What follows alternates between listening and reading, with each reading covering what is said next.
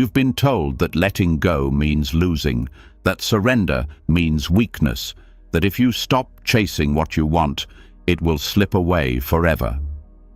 But what if that's the biggest illusion of all? What if the moment you release your grip, the universe finally has space to give you what's truly yours? You see, in Buddhism, detachment isn't coldness, it's freedom. It's the art of being fully alive without being enslaved by what you crave. You stop begging life to happen your way, and instead you start flowing with it.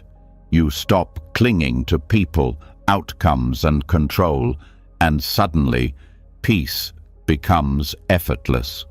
Because what's meant for you will never need to be forced, and what isn't will fade, no matter how tightly you hold on. This isn't about giving up, it's about trusting that what belongs to you will always find its way home. Tonight, as you listen to these words, your mind will soften, your breath will slow, and the noise inside will begin to fade. You'll feel that quiet, knowing that you don't have to chase anymore, you just have to allow. This isn't just another talk on Buddhism. It's a remembrance of truth, a homecoming to your own stillness. Are you ready to let go and finally see what was always meant for you? Before we begin, take a slow breath. Feel the air move in and out, as if life itself is reminding you that nothing needs to be forced. What is meant for you does not hide behind struggle. It reveals itself in stillness. In that quiet space between effort and surrender, truth begins to whisper. There is a strange irony in life. The more tightly you hold on, the faster things slip away. It's like grasping water. The harder you squeeze, the less remains in your hand. People spend years trying to control outcomes, relationships, and success, only to realize that all this grasping leaves them empty. Detachment, in the Buddhist sense, doesn't mean indifference. It means understanding that clinging is the cause of suffering. The heart of the paradox is this: when you finally release your desperate need to have something, the space that opens up allows it, or something even better, to arrive naturally. This truth is ancient, but it continues to confuse modern minds trained to chase. Society tells us to want more, plan more, push harder, and never stop striving. We are taught that control equals safety. Yet, deep inside, control is an illusion, a temporary comfort against the vast unpredictability of life. Buddhism teaches that everything is impermanent, every joy, every sorrow, every moment. To accept this truth fully is not to lose hope, but to gain freedom. When you understand that nothing lasts, you stop suffocating life by trying to trap it. You begin to flow. Letting go is one of the hardest lessons because it goes against the ego's instinct to grasp. The ego whispers, "If I let go, I'll lose everything." But the soul quietly responds, "When you let go, you gain what truly matters." The act of surrender is not weakness, it is alignment. It's the understanding that life does not respond to force, it responds to openness. In fact, letting go is a kind of faith, not in religion, but in the natural intelligence of existence itself. The Buddha once said that craving is the root of suffering. But most people misunderstand craving as only desire. Desire itself is not the problem. It's the attachment to that desire that causes pain. You can want something deeply, love, purpose, peace. But when that want turns into a need, when your happiness becomes chained to it, suffering begins. The paradox is that once you release your need, your desire becomes pure again. It is no longer tainted by fear or desperation. It becomes a quiet intention that moves with the current of life instead of fighting against it. When you let go, you don't abandon your goals, you release your obsession with how they must happen. There's a difference between intention and attachment. Intention is like planting a seed. You nurture it, water it, give it sunlight, and then allow nature to take its course. Attachment is digging up the soil every day to check if it's growing fast enough. That constant interference kills the process. The universe, like the soil, needs space to do its work. You cannot demand that flowers bloom on your schedule. Letting go is not about apathy. It's about trust. Trust that you've done your part, that what's meant for you won't miss you, and what isn't meant for you will never stay, no matter how tightly you hold it. In Buddhist philosophy, this trust is not blind. It's born from understanding cause and effect. When you act with clarity and integrity, the results unfold in their own time. Karma handles the rest. There's an old saying, "What you chase runs away from you." That's not superstition, it's psychology. When you chase, you send a message of lack. Your energy says, "I don't have it," and so you create more of not having. Detachment changes that. When you no longer chase, your energy shifts from lack to wholeness, and life mirrors that completeness back to you. That's why so many people find love when they stop looking, success when they stop forcing, peace when they stop trying to fix everything. It's not magic, it's alignment. This principle appears in every aspect of existence. When you exhale, you must release air before new breath can come in. When the tide recedes, it only does so to return again. Letting go creates rhythm. It restores balance. You cannot receive while your hands are closed. Many people pray for blessings while holding tightly to what is already decaying. But nature doesn't work that way. You must release the old to make room for the new. The paradox of letting go is not about getting what you want. It's about realizing you never needed to grasp so hard in the first place. What is truly yours is never lost. Think of moments in your life when you finally stopped trying, when you accepted a breakup, forgave yourself, or simply surrendered to what is. Somehow, things began to flow again. That ease wasn't coincidence. It was the natural rhythm of detachment doing its quiet work. Buddhist detachment is not the rejection of life, but full participation without fear. You still feel deeply, but you no longer drown in emotions. You still care, but you don't collapse when things change. You love without possession, act without expectation, and live without resistance. That is freedom. To walk through life open, not clinging to every passing thing as if your existence depends on it. When you cling, you distort reality. You start to see people and situations not as they are, but as you want them to be. This blindness leads to suffering because you fight against truth. Letting go restores vision. You begin to see things clearly without the fog of desire or fear. That clarity doesn't just bring peace, it brings wisdom. You start to notice that the more you release control, the more life organizes itself perfectly on its own. Control is born from fear.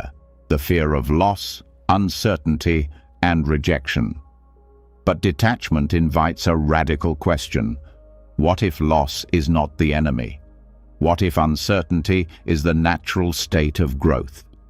Every seed must crack open before it becomes a tree. Every transformation requires surrender. Detachment doesn't promise comfort. It promises freedom from the endless need for comfort. To live detached is to recognize the impermanence of everything: your thoughts, possessions, relationships, even your own body. This recognition isn't meant to make you sad. It's meant to awaken gratitude.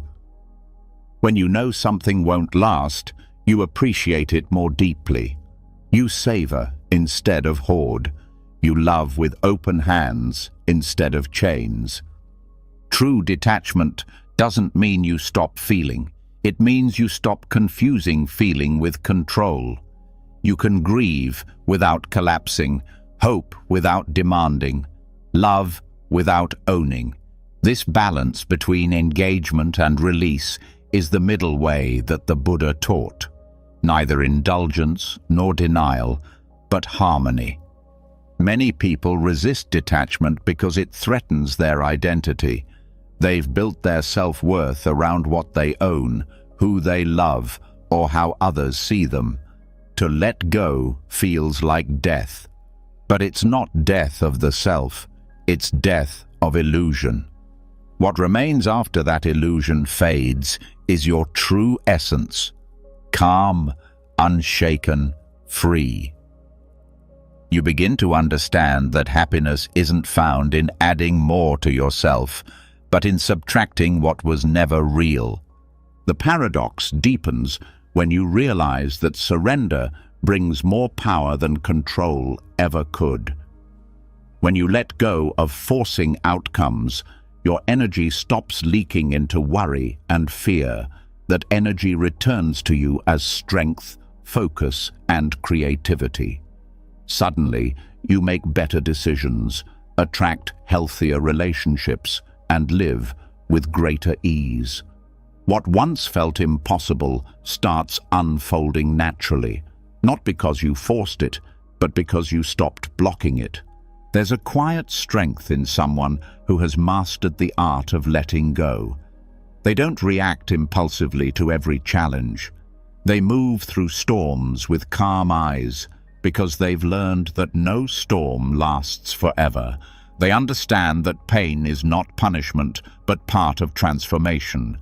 They've learned that losing something can often be life's way of clearing space for something greater. You may notice this pattern in your own life. A relationship that ended painfully but led you to self-respect. A job loss that opened the path to your purpose.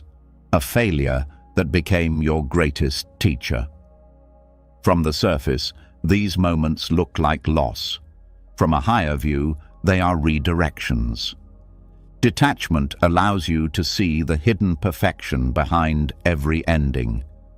The paradox of letting go also applies to spiritual growth. Many seekers chase enlightenment like a prize to be won.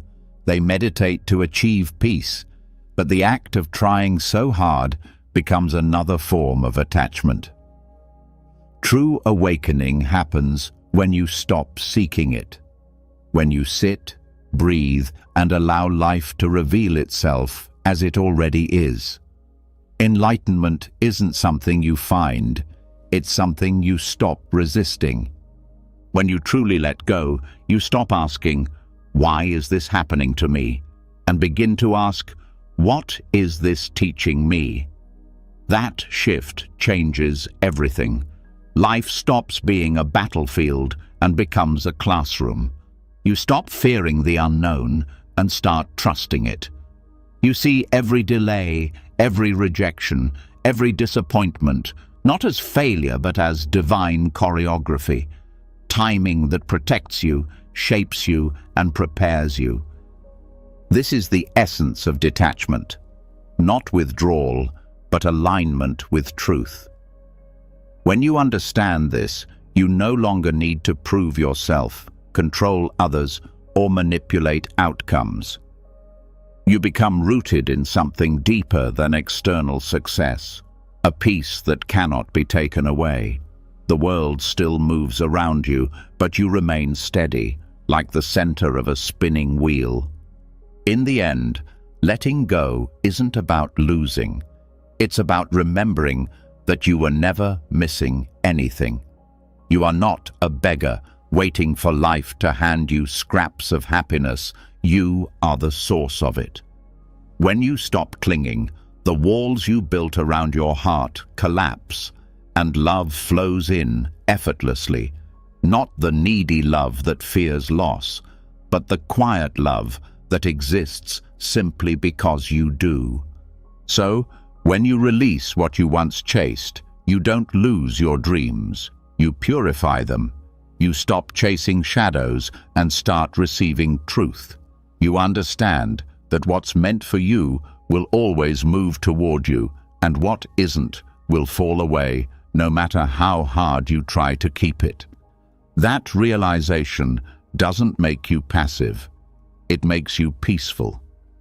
It turns every moment into an act of trust. The paradox of letting go to receive is not a mystery to solve, but a rhythm to live by. You let go not to get, but to be free. And in that freedom, everything that's meant for you, love, purpose, peace, begins to move quietly in your direction, because the universe doesn't respond to force, it responds to flow. And once you flow with it, life itself becomes your greatest ally. You stop fighting for what is already yours. You stop fearing what is already gone. You learn that in the silence after surrender, existence whispers the same timeless truth. If it's meant for you, it will come.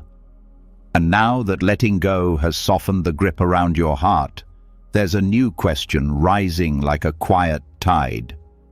If forcing doesn't work, what does? If effort is needed, but control keeps breaking things, where do you place your hands? Where do you place your faith? Karma is not a judge with a gavel. Karma is a pattern, a chain of causes and conditions that keeps unfolding whether you approve or not. Control, on the other hand, is the mind's attempt to dominate the pattern. One moves with reality. The other tries to bend it. When you learn the difference, tension drains out of your chest and clarity returns. You stop arguing with the wind and start trimming your sails. Karma is simple. Every thought, word, and action leaves a trace. Those traces shape tendencies. Tendencies shape choices. Choices shape outcomes. You plant a seed, you prepare the soil, you water, you wait. Control hates the waiting. Control digs up the seed to check progress. Detachment closes the soil, trusts the season, and keeps watering. Karma is not fate. Fate says nothing can be changed. Karma says many things can be changed by changing causes. You cannot rewrite yesterday's weather, but you can choose today's clothing, today's route, today's pace. Control tries to change the sky. Detachment changes the umbrella. The mind that craves control is chasing certainty. It believes safety lies in forcing outcomes.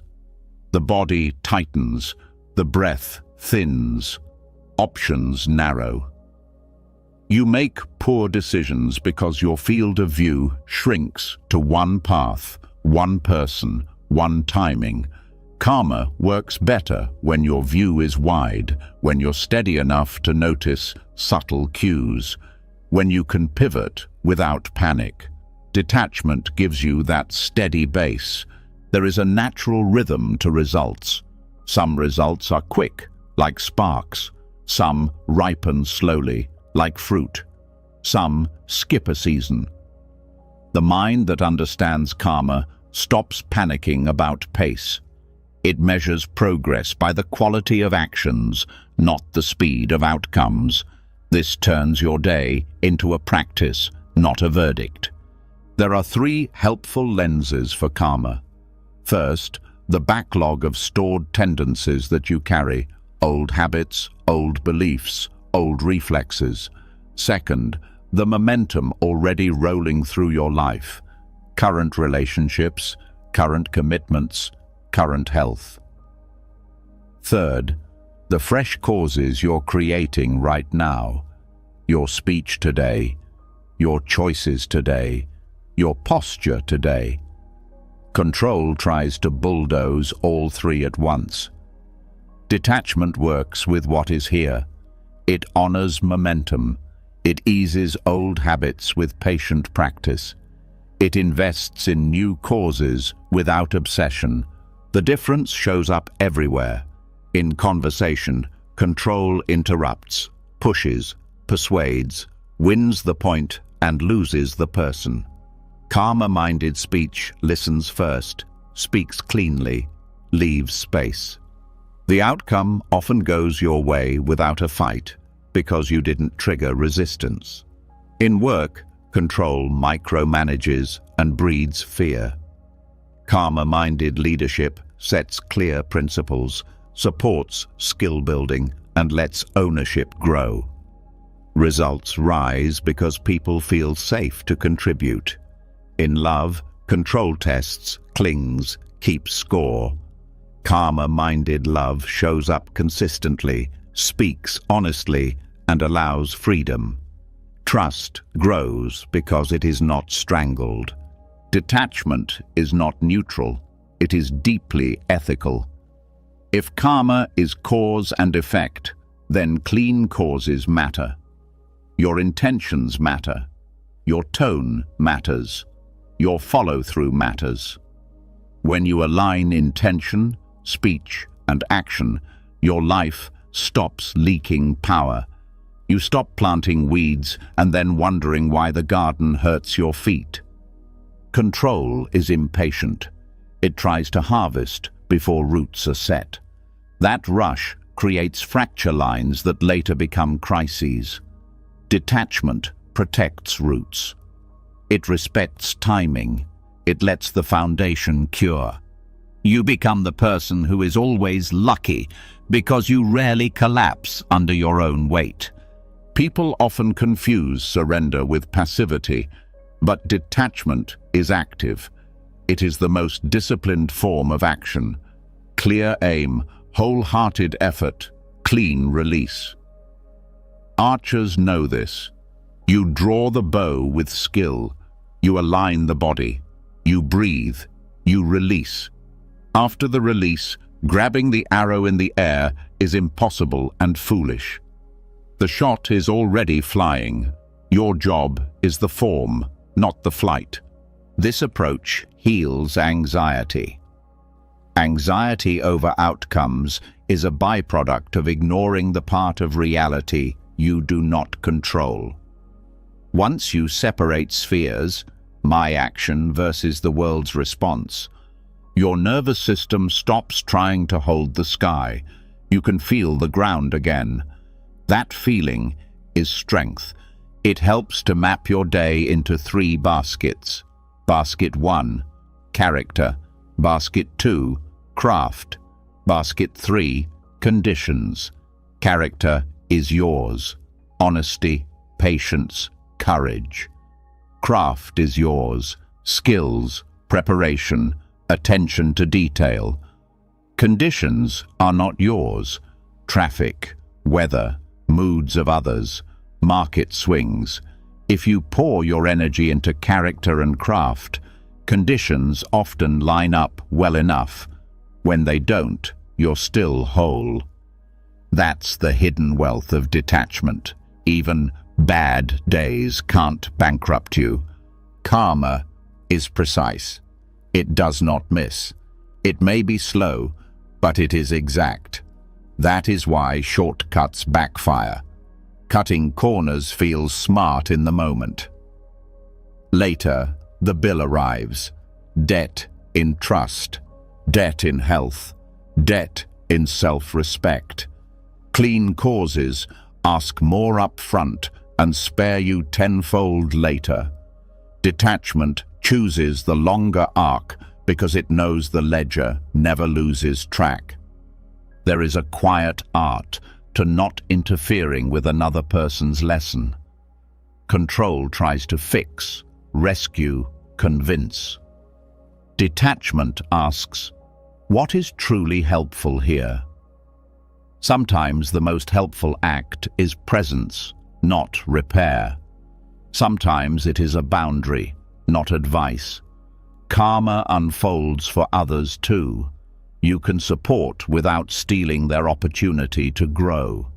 Compassion with boundaries is clean karma. Pity without boundaries traps both of you. Timing is a teacher. You may sow well and still wait. The waiting is not punishment. The waiting is polishing. It sandpapers your pride, your fear, your impatience, until your hands can hold what you asked for. Many lose their gifts, not because they were unworthy, but because their grip was still clumsy. Detachment refines the grip while life readies the gift. The mind addicted to control lives in constant negotiation with reality. I'll relax when this happens. I'll be kind when they change. I'll be grateful when I get there. Karma doesn't respond to ultimatums. Karma responds to the quality of your cause now, gratitude now, kindness now, effort now. You live as the person you want to be before the world confirms it. That very alignment becomes the cause that attracts the confirmation. This is how detachment turns into quiet magnetism. You no longer broadcast neediness. Your actions carry their own light. People feel safe around you because you are not trying to extract or control. Opportunities appear because your presence doesn't burden the room. Even when doors stay shut, there is no bitterness. You knock cleanly and walk on. Let's talk about responsibility. Karma never supports blame. Blame is a stall. Responsibility is movement. Responsibility asks, which causes here are mine to improve? Control either denies responsibility or claims total responsibility. Both extremes are heavy. Detachment accepts the slice that is yours and returns the rest to life. This keeps you agile and honest. Your body understands karma. Tight jaws, clenched fists, a stiff neck. These are signals that the mind is trying to force. When you soften the shoulders and let the breath deepen, you are not being lazy. You are stepping back into alignment. From alignment, you act better and faster. A relaxed bow shoots truer than a trembling one. There's a practice that rewires your reflexes. At the start of any task, set a clean intention in one sentence. Serve with clarity. Build with care. Speak with truth and warmth. Then choose one controllable metric. 90 minutes of deep work. 5 outreach messages. 40 mindful breaths before the meeting. Afterward, review only 2 things: fidelity to the intention and execution of the controllable. Praise yourself for fidelity even if the outside result lags. This builds trust in process and starves the addiction to immediate outcomes. Notice how control inflates language. Always, never, must, can't. Karma invites precise words. Next time, I'll prep earlier. I didn't listen well at minute 10. I can change my tone. Precision is power. Vague force creates vague results. Clear cause creates clear effect. In conflict, control fights to win. Karma-minded presence aims to understand. You can set firm boundaries without turning the other person into an enemy. You can state your needs without humiliating the other side. This approach does not guarantee you will get your way. It guarantees you won't poison your own well. Your digital life is a karmic field. Every post, every comment, every click trains the mind and leaves traces in the world. Are you planting outrage or clarity? Are you amplifying noise or sharing something of use? Detachment helps you pause before you publish. It asks, is this clean? Is this kind? Is this necessary? Those three questions are a strong filter. Over time, the field reflects your care. Money follows the same law. Control tries to time everything perfectly and burns out. Karma invests in value creation, skill, trust, and patience. Money becomes a byproduct of service, not a god to worship. You still plan, you still budget, but you stop making financial decisions from fear. Fear plants scarcity. Scarcity grows thorns. Health is cause and effect in slow motion. Control chases hacks. Karma builds daily rhythms. Sleep that honors the nervous system. Food that stabilizes mood. Movement that supports joints and heart. Kind inner speech that prevents stress from compounding. You cannot control every diagnosis. You can shape the conditions that make vitality more likely. Detachment turns care into devotion rather than panic. Ambition can live inside detachment. You can want to build big things without being enslaved by them. The shift is simple. Pursue mastery over status, substance over image, contribution over applause. Status is fragile karma. It depends on others. Mastery is sturdy karma. It depends on practice. When applause comes, bow to it and return to work. When it doesn't, bow anyway and return to work. Your craft is your practice. There is also collective karma. The systems we live in carry patterns. Detachment does not ignore injustice. It refuses to meet injustice with blindness or hatred. It organizes. It speaks. It acts with courage and care. It refuses to become what it fights. Clean means matter here too. Truthful messaging, non-exploitative tactics, long-term solutions. Control wants instant victory. Karma builds durable change. Parents feel this dance every day. You can't control who your child becomes. You can shape the home field. Your consistency, your example, your boundaries, your repairs after you fail. These are causes. When your child stumbles, meet them with presence and clarity, not domination. The world will shape them. You help them build a center that can withstand the shaping. Creativity thrives under karma and dies under control. Forced inspiration dries the well. Steady inputs fill it. Reading, listening, walking, silence, play. Show up at the desk. Do the hours. Let the work ripen when it's ready. Detachment prevents you from killing ideas by demanding that they be brilliant on day one. Early drafts are allowed to be clumsy. Clumsy is a cause.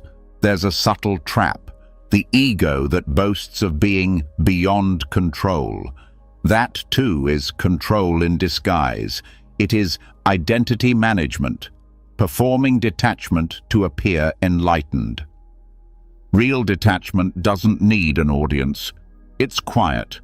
It shows in how you treat people who can't help you. It shows in how you handle delays. It shows in how you apologize. Time itself is karmic. How you spend it shapes the person you become. 10 minutes of resentment daily is not small. 10 minutes of gratitude daily is not small. The slope of your day decides the landscape of your year. Control fantasizes about massive leaps. Karma trusts steady gradients. You wake up 6 months later and realize your interior weather is warmer. Let's address pain. Pain will come.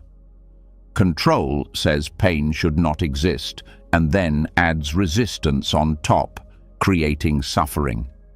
Detachment says pain exists. Let's meet it cleanly. You breathe into the tightness. You drop blame. You ask for help when help is wise.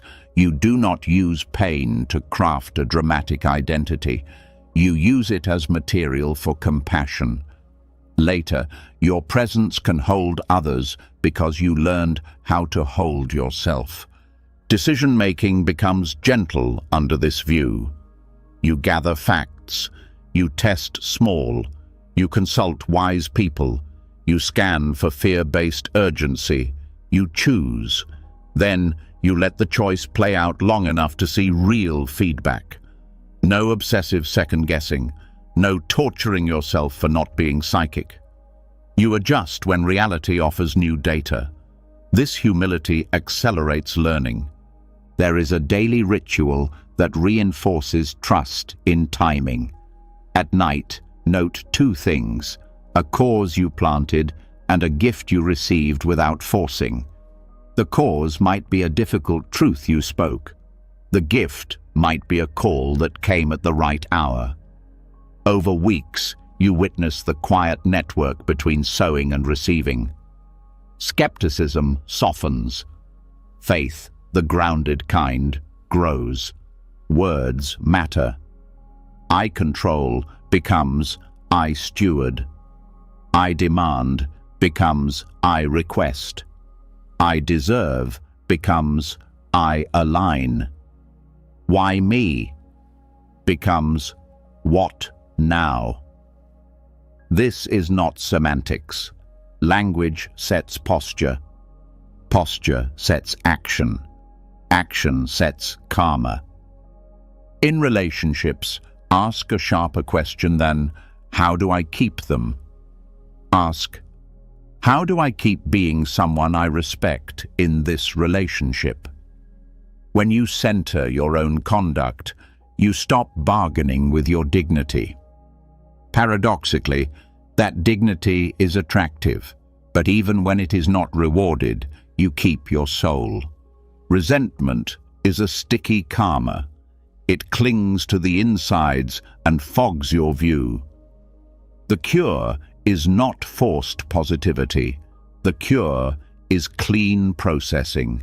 Feel the sting, name the boundary that was crossed, claim your next right action, and let the rest go. If you must stay, stay with standards. If you must leave, leave without vandalism. This preserves your future options. You will meet yourself again down the road. Leave you a good gift. When fear spikes, remember this. Control is a bodyguard with no training. Loud, frantic, ineffective. Detachment is the quiet guardian who knows the exits, watches the room, and intervenes only when necessary. You can feel the difference. One drains you, the other steadies you. Spiritual practice sharpens your sensitivity to causes. Silence reveals the tone of your inner speech. Breath reveals where you brace. Kindness reveals where you hoard. Service reveals where you hold back. Over time, your system prefers clean causes because they feel good right away, regardless of the outcome's timing. That preference is freedom. You are not powerless. You are powerful in a better way. Not the power to dominate others, but the power to self-govern. To set right causes even in a crooked world, to keep your word when no one is watching. To be gentle without being weak. To be firm without being cruel. That power compounds. When good things arrive, detachment keeps you humble. You thank the helpers you can see and the web you cannot see. You keep practicing because practice, not praise, held you upright in the dark. When good things leave, detachment keeps you upright. You grieve cleanly. You don't poison the well. You return to right causes and begin again. The misunderstood dance between karma and control becomes clear. Karma is the music. Control is the stiff body that refuses to feel it. And detachment is the relaxed form that can move with every note. The song changes. You keep your balance. You pivot with grace. You don't step on toes because you're not trying to lead the universe. You're learning to follow, and, in following well, you find yourself led into rooms you could never have forced open. Trust like this is not naive. It is built through evidence. You have already lived days where forcing failed and letting go revealed a better path. You have already seen apologies heal what arguments could not. You have already felt the lightness after telling the truth.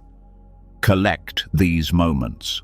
Let them train your nervous system to lean toward clean causes and away from frantic gripping. So you keep planting, you keep tending, you keep releasing. Some seeds sprout early, some take their time, some never rise, teaching you to choose varieties better suited to your climate. None of this collapses you. Your peace comes from how you sow, not from how fast the field blooms. And as you move through your next choice, pause for half a breath and ask the question that cuts through the noise. Is this cause clean? If the answer is yes, give it your whole heart and let the timing be what it is. That is the deepest vote of confidence you can cast in the order behind all things. That is detachment as trust. That is karma welcomed, not feared. You will be tested. You will be tempted to grip. You will be told that only force works. Smile a little. You know better now. You know the difference between pushing a locked door and tending the key. You place your hands where they matter, on the work, on the breath, on the kindness in your voice, and you let the rest turn on its own hinge. When the hinge turns, step through. When it doesn't, step back without bitterness. Either way, your practice holds. Either way, your center remains yours. Either way, the pattern improves because you improved the cause. And slowly, quietly, faithfully, life starts to meet you at that level. The path of surrender opens a kind of clarity. You begin to feel the pulse of karma, the rhythm beneath all things. But within that peace hides a quieter danger. The pride of being the one who has transcended. The ego, subtle and clever, doesn't die when you awaken. It simply changes clothes. At first, detachment feels like liberation. You breathe easier. The old cravings lose their grip. You start to see the bigger picture. But soon, without noticing, a new identity begins to form. The detached one. You start to take pride in how calm you are, how little you react, how above the chaos you seem. It's a soft illusion, more polished than greed or anger, but an illusion nonetheless. The ego survives not only through attachment to desire, but through attachment to purity. The trap begins with comparison. You look at others, still tangled in emotion, and think you've moved beyond them. You secretly enjoy your distance. You confuse silence with superiority. But this quiet arrogance builds a wall between you and the world. Detachment becomes isolation dressed as wisdom. The heart cools, compassion fades, and soon you are clinging, not to possessions or people, but to the idea of being spiritually advanced. The Buddha warned against this subtle pride. True detachment is invisible. It carries no need to announce itself. It doesn't parade calmness or advertise peace. It simply is. When you're truly free from ego, you stop needing to prove it. The person who quietly tends to others, who listens deeply, who admits when they don't know, that is real detachment in action. There's no hunger for recognition in their peace. The ego of detachment thrives in spiritual environments because it hides behind noble language. It says, "I'm not attached to anything," while being fiercely attached to being right, to appearing balanced, to maintaining an image of serenity. You can meditate for hours and still feed the ego if your practice is rooted in pride. The outer posture may be still, but inside, comparison never stops whispering. Control and pride are twins. When you think you've conquered attachment, control sneaks back in another form. The need to control how others see your detachment. You want people to notice your composure, your patience, your peace. You want them to say, "You've really evolved." But the moment you crave that validation, you're back in the cycle. True freedom doesn't need witnesses. A common misunderstanding is that detachment means being unaffected, that a truly awakened person feels nothing. But numbness is not wisdom, it's withdrawal. When you stop caring, you haven't transcended the ego, you've protected it. Real detachment allows feeling without drowning. You can cry without shame, love without clinging, and help without expecting thanks. The detached person still bleeds. They just don't let the wound define them. Another layer of the spiritual ego appears in judgment. You start noticing how others are still asleep. You might even feel a duty to wake them up. But this is not compassion. It's superiority disguised as service. No one awakens through being looked down on. Awakening spreads quietly through example, not through preaching. The more enlightened you become, the less you need to declare it. One of the purest forms of detachment is humility, the ability to admit that you, too, are still learning. Even the wise fall into old patterns. Even monks get angry. The difference is that they notice it quickly and return to awareness without shame. They don't make enlightenment a trophy to protect.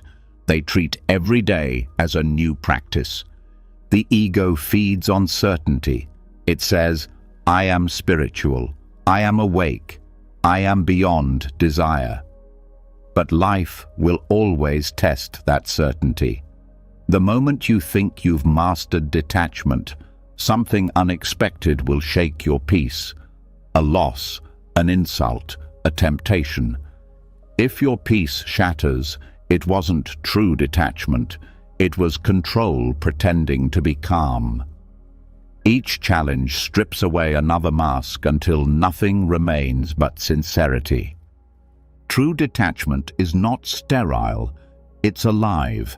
It allows laughter, passion, and even anger, all in balance. When anger arises, awareness sees it, breathes with it, and releases it. There's no denial. The spiritually proud person, however, suppresses anger because it threatens their self-image. They say, "I'm above this," while the tension simmers underneath. That repression doesn't purify, it poisons. One sign of false detachment is emotional distance. You stop engaging deeply because depth feels messy. You avoid love because it makes you vulnerable. You avoid commitment because it feels like a trap. But detachment isn't avoidance. It's presence without possession. It's the courage to stand in love and let it change you, even if it hurts. The detached heart is not cold. It's vast. It can hold joy and pain at once without collapsing. In the modern world, the ego of detachment often takes intellectual form. People read philosophy, quote the Buddha, and use spiritual language to avoid real confrontation with pain. They analyze emotions instead of feeling them. They use wisdom to stay safe rather than to grow. It's a sophisticated form of denial, polished, articulate, and deeply convincing. But the heart knows the difference between insight and avoidance.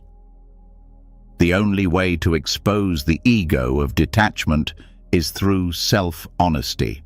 You must ask, am I being still because I'm wise or because I'm afraid? Am I being silent because it's kind or because I want to appear enlightened? These questions are uncomfortable, but they cut through the fog. Self-honesty breaks the ego's disguise because it doesn't allow performance. You cannot pretend awareness. You either have it or you don't. The path of Buddhism was never meant to create distant observers. It was meant to awaken compassionate participants, people who act without attachment to results, but still act. Detachment without compassion is imbalance. It becomes spiritual indifference, a way of escaping responsibility while pretending it's wisdom. True detachment expands the heart. False detachment contracts it. The test of real detachment is how you respond to suffering, your own and others. When someone comes to you in pain, do you retreat behind concepts, saying, "Everything is impermanent"? Or do you listen, hold space, and let your presence comfort them? Quoting truth is easy. Embodying it is rare. The detached ego hides behind doctrine. The detached heart meets the moment. In ancient texts, the Buddha spoke about the poison of conceit, the belief that one has arrived. He warned that this conceit can hide even in the robes of monks, even in the hearts of scholars. The antidote is mindfulness, not of technique, but of motive. Why are you meditating? Why are you renouncing? Why are you teaching? If the answer contains even a hint of pride, that's the seed of illusion growing again. Humility is not self-deprecation, it's openness. It's knowing that you can be wrong, that you can learn from anyone, that truth is not a possession, but a living process. The ego says, "I have learned." The awakened heart says, "I am learning." One closes the door, the other keeps it open. The ego of detachment also hides in over-idealizing stillness. Many believe that peace means never feeling disturbed. But peace is not the absence of storms. It's the ability to stay centered in their midst. Detachment allows motion. It lets life move through you without resistance. Trying to freeze serenity into permanence is itself attachment. Real peace breathes. It shifts with the wind. Another subtle form of spiritual ego is taking pride in suffering, believing your endurance makes you holier. Some use detachment to justify staying in pain unnecessarily, thinking it proves strength, but Buddhism teaches balance, not martyrdom. Endurance without wisdom is stubbornness.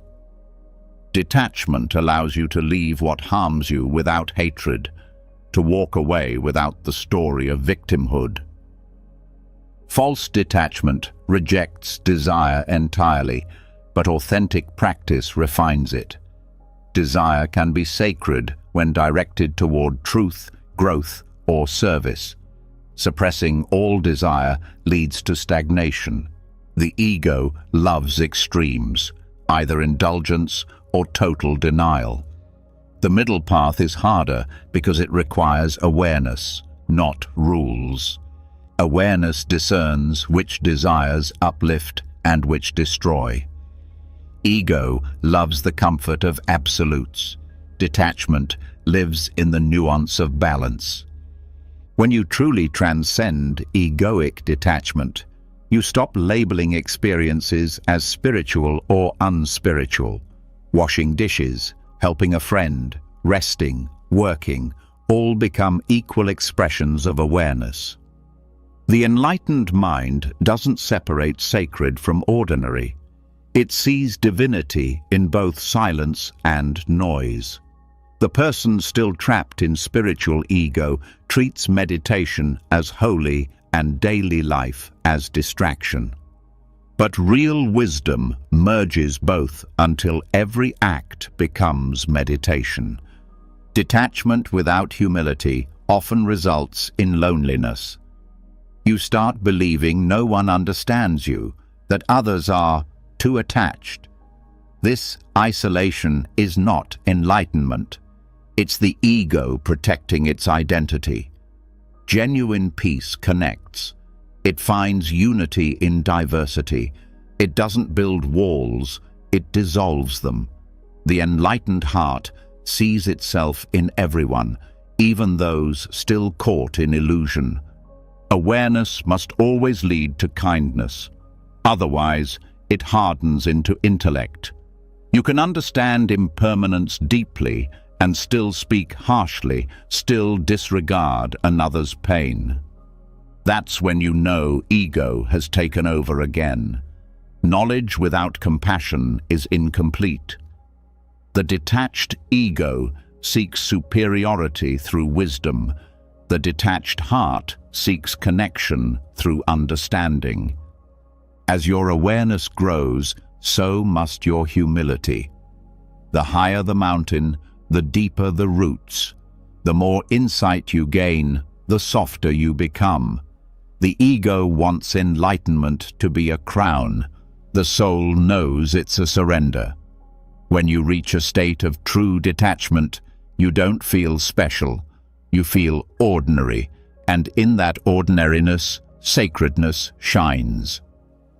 Letting go of the ego of detachment requires returning to the basics: presence, compassion, honesty. It means remembering that even detachment is just another tool, not the destination. The Buddha didn't preach detachment as the end. He used it to point toward liberation from suffering. When you cling to detachment, you've already lost its essence. There is also the trap of defining yourself as non-reactive.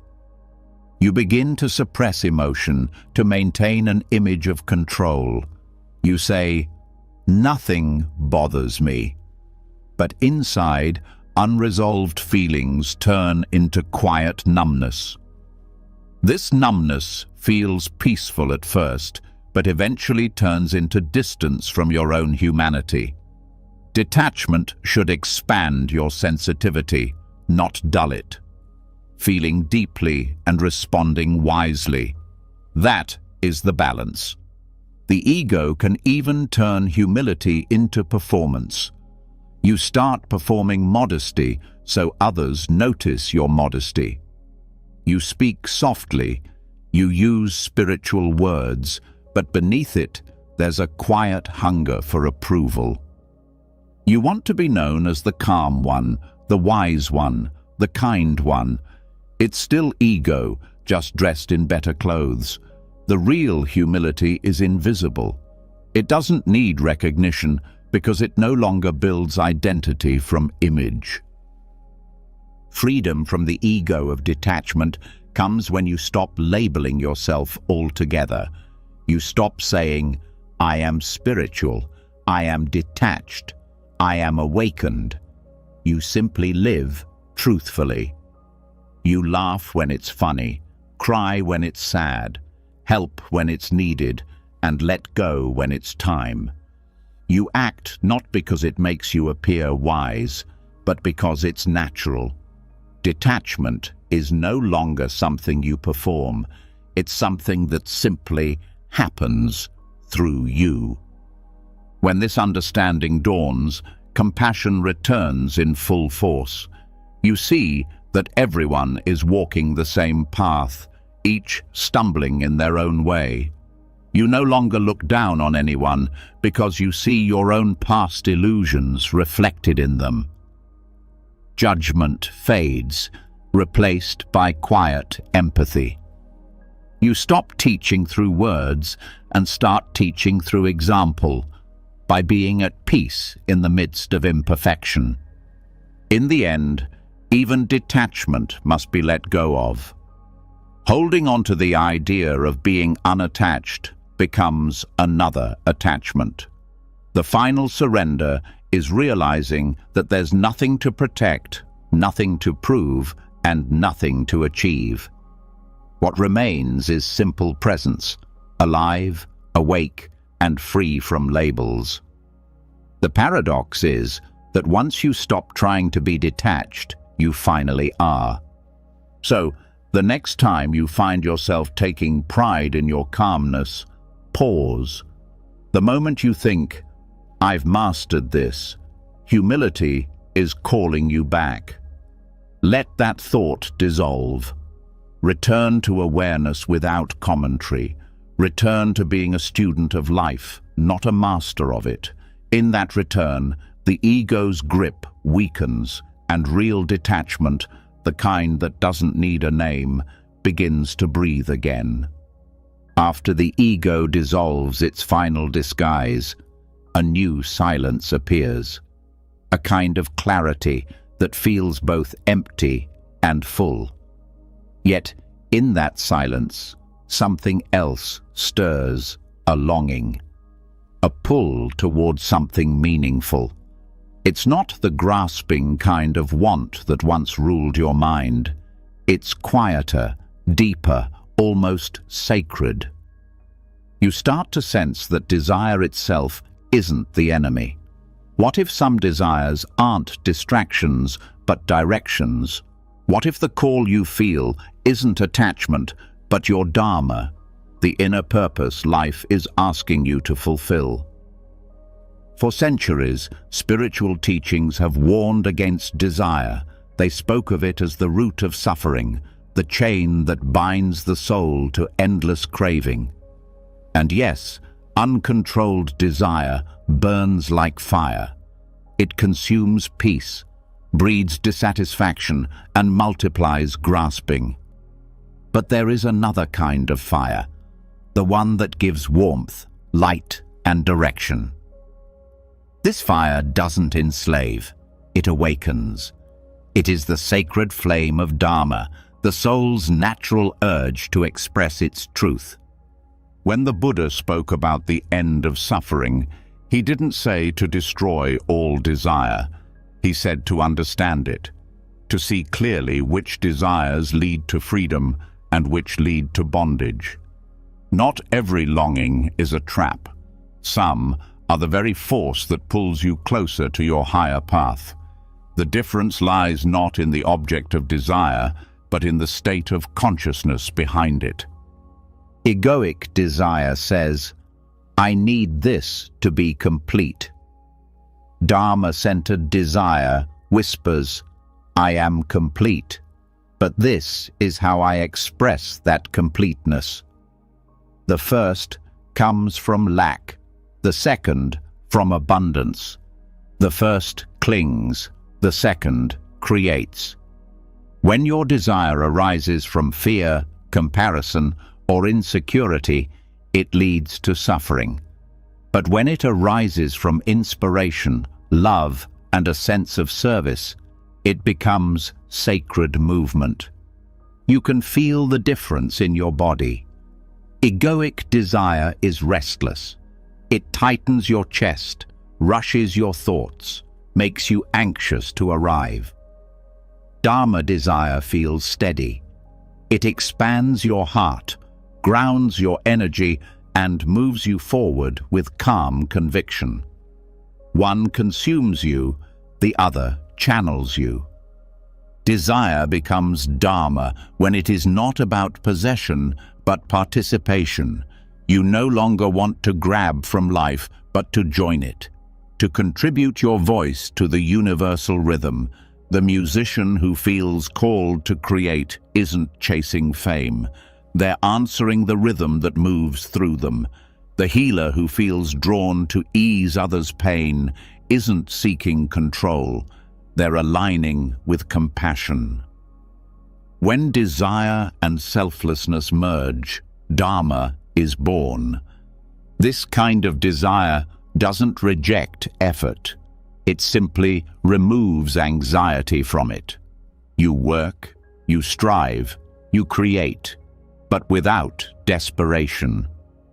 The joy is in the doing, not just the achieving. When action itself becomes fulfilling, you know desire has turned into Dharma. That's why masters can work tirelessly without exhaustion. Their energy doesn't leak into fear of failure or hunger for approval. It flows cleanly, guided by purpose. In truth, Dharma is the alignment between inner truth and outer action. It's when your life stops fighting itself. You no longer have one voice that says, I should, and another that says, I mustn't. The noise quiets because your doing and your being have finally met. You stop asking, what should I do with my life? And start asking, what is life trying to express through me? Every being has Dharma, but not everyone listens. Most people confuse the voice of Dharma with the voice of desire because both speak in the language of longing. The difference is that egoic desire pushes, Dharma pulls. Egoic desire demands attention, Dharma invites it. Egoic desire seeks recognition, Dharma seeks realization. The first ends in exhaustion, the second in expansion. To find your Dharma, you must look at the pattern of what brings you alive without harming you or others. True purpose always nourishes. It uplifts the heart rather than inflates the ego. You'll know you're close to Dharma when you feel both peace and energy at the same time, a quiet excitement that asks nothing but your full presence. Desire becomes a teacher when you approach it with awareness. Ask yourself, where is this coming from? Fear or freedom? Wanting to escape or wanting to serve? Every craving can reveal something deeper if you trace it to its root. For example, the desire for wealth might hide a longing for safety or contribution. The desire for recognition might hide a need for connection. When you uncover the true need beneath, the energy becomes clean. It transforms from craving to clarity.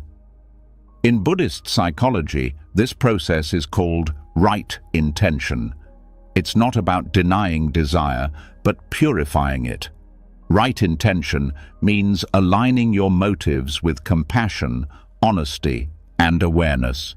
When you act from that place, even the simplest desire, cooking, teaching, building, parenting, becomes part of your spiritual path. Many misunderstand detachment as rejecting ambition, but detachment and Dharma are allies, not opposites. Detachment prevents your purpose from turning into obsession. It keeps your work sacred rather than egoic. You pursue your calling fully, but without gripping the outcome. You give your best, release the rest. That balance makes you unstoppable, because nothing can control your peace anymore. Not failure, not success. The Bhagavad Gita describes this as acting without attachment to the fruits of action. It doesn't say to stop acting, it says to act with pure focus and surrender. This is Dharma in motion, commitment without compulsion. You give everything you have, and yet you remain free. When desire aligns with Dharma, even struggle becomes sacred. The artist facing rejection, the healer facing fatigue, the parent facing sleepless nights, all of them are walking their path. Pain doesn't mean they're off course, it means growth is refining them. Ego seeks comfort, Dharma seeks evolution. One wants ease, the other wants truth. That's why Dharma sometimes leads you through fire, not to burn you, but to forge you. To follow Dharma is to live truthfully, even when it costs you. Many lose themselves chasing external approval. They silence their calling because it doesn't fit the world's definition of success, but ignoring Dharma has its own suffering, the quiet ache of unfulfilled potential.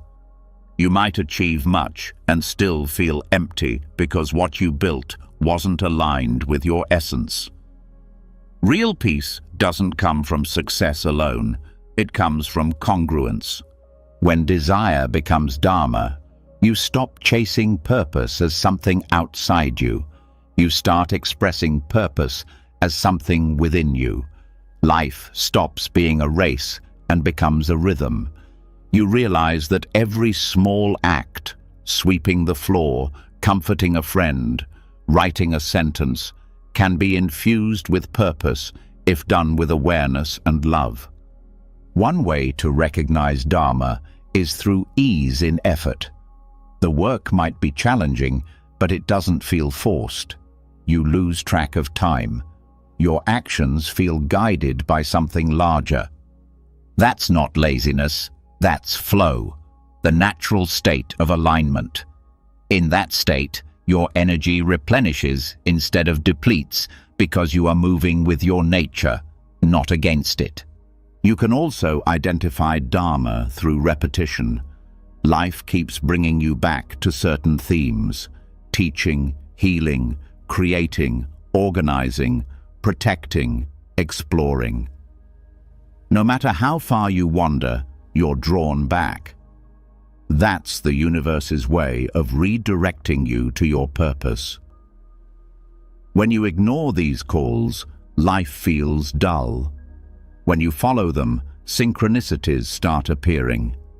Opportunities open where resistance used to live.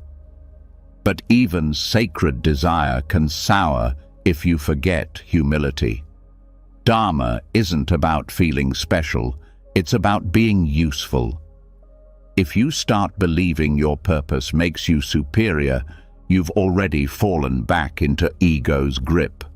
True Dharma serves, not shows. It uplifts others, not just the self.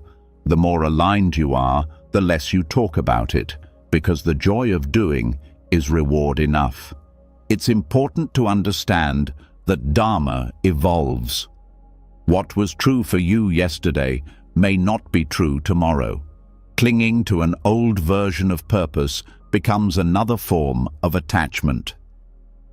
The wise stay alert to inner shifts.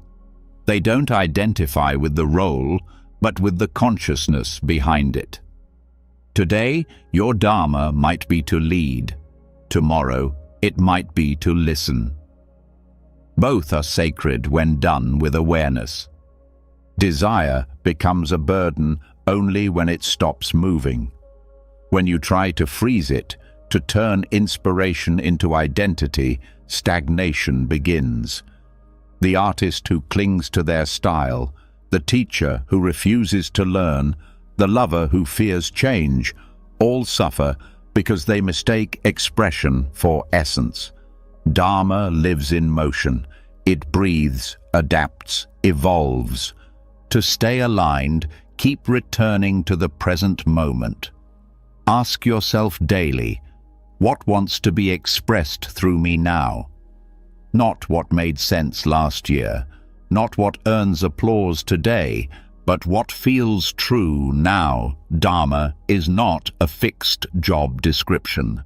It's a living dialogue between you and existence. The moment you stop listening, you drift back into ego. There's also a profound truth hidden in service. When you use your desires to benefit others, you free yourself from their grasp. The energy that once fed craving now feeds connection. You turn from consumer to contributor.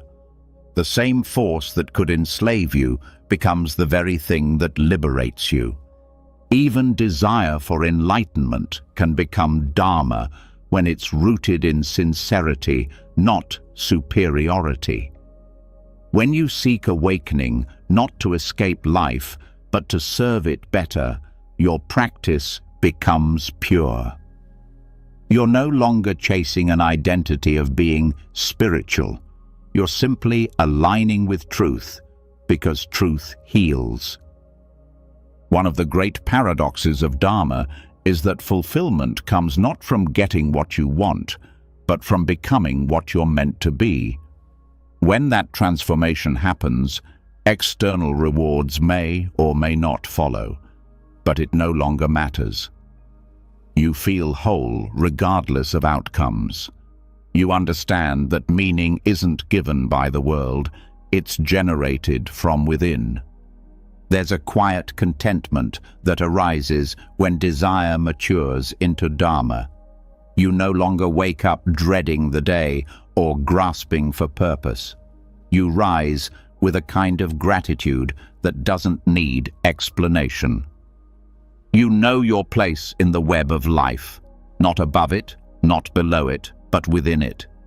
Every action, no matter how small, becomes sacred participation in the unfolding of existence. This state doesn't mean life becomes easy. It means struggle gains meaning. Challenges turn into teachers. Even setbacks refine purpose instead of erasing it. You start to see that every closed door pushes you toward a truer path. The universe stops feeling random because you're aligned with its rhythm. When desire becomes Dharma, you don't suppress longing. You sanctify it. You let it guide you towards service, creativity, and awakening. You stop running from desire as if it's poison, and you stop worshipping it as if it's God. You hold it gently, listen deeply, and act wisely. That balance is where freedom lives. And when you live this way, detachment no longer means rejection of the world. It means moving through it with a clear heart. You can want things without worshipping them. You can act passionately without losing peace. You can build, love, dream, and still remain free. That's the mature state of spirit. Not cold, not craving, but consciously alive. Desire was never the enemy. The misunderstanding was. The problem was never that you wanted. It was that you forgot why you wanted. Once you remember that every true desire is life's way of moving you closer to its own perfection, the struggle ends. You stop fighting yourself. you start cooperating with existence. And maybe that's the ultimate secret, that the same force that once pulled you into suffering can, when purified, pull you into enlightenment. The same fire that once burned you can now light your way home. Because when desire becomes Dharma, your life stops being about chasing fulfillment. It becomes the fulfillment itself. When desire matures into Dharma, peace begins to take root. Not because you no longer feel, but because you finally stop fighting what you feel. Up until now, the journey has been about learning to release, to align, to trust the natural rhythm of life. But even when your mind understands this, your emotions often resist. The heart still aches, the chest still tightens, and the mind still says, "Not this." Yet, this resistance, the refusal to feel what arises, is the very thing that chains us to suffering. In Buddhism, liberation isn't the absence of emotion, it's freedom from the war against emotion. The greatest misunderstanding is that enlightenment means becoming untouched by feelings. In truth, awakening means being so deeply present with every emotion that resistance dissolves completely. You don't suppress anger or sadness. You see through them. You allow them to move, to breathe, to complete their natural cycle without interference. Emotions are not your enemy. They are waves of energy designed to pass through you. They arise, peak, and fade, unless you resist them. The moment you resist, the wave freezes. What could have been a moment of sadness becomes a story of suffering. What could have been a passing fear becomes an identity. I am afraid the emotion itself doesn't trap you. Your relationship to it does. The Buddha called this process tanha, craving and aversion. Craving is clinging to pleasant emotions. Aversion is rejecting unpleasant ones. Both create bondage. You suffer when you try to prolong happiness, and you suffer when you try to escape pain. Freedom lies not in controlling emotion, but in allowing it without clinging or rejecting. It sounds simple, but it is the hardest practice of all because the human mind is addicted to control. The truth is that every emotion is neutral until thought labels it. Anger itself isn't wrong. It's energy asking to be seen. Fear isn't weakness. It's the body alerting you to attention. Grief isn't punishment. It's love trying to find space to release. When you meet emotion without judgment, it softens.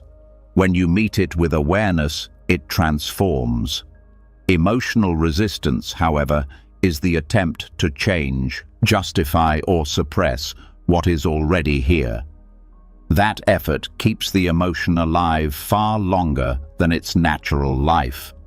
Think of the body as a river. Emotions are currents passing through. When you dam the river with resistance, the water stagnates, pressure builds, and pain accumulates. When you open the flow through awareness, breath, and non-judgment, the current cleanses itself. You don't have to fix the water, you only need to stop blocking it. Non-resistance is not passivity. It's intelligent cooperation with reality. When you allow emotion, you don't indulge it. You witness it. You let the body feel it fully, while the mind stays still. You stop telling the story about the emotion and start feeling the energy of the emotion. This shift changes everything. Anger turns into clarity. Sadness turns into tenderness. Fear turns into awareness. The raw energy that once enslaved you becomes a bridge back to consciousness. The Buddhist understanding of emotion is scientific in its precision. Every emotion has a birth, a peak, and a dissolution. The natural lifespan of an emotion, when not resisted, is incredibly short. Neuroscientists confirm that most emotional waves last about 90 seconds in the body before subsiding. What keeps them alive for hours or days is mental replay. You resurrect the emotion through thought, story, and identification. Awareness ends that cycle. You let the emotion rise, peak, and pass without grabbing it.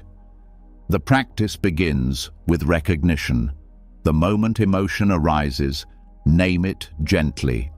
Anger is here, fear is here, sadness is here. Naming it disarms it. You separate awareness from reaction.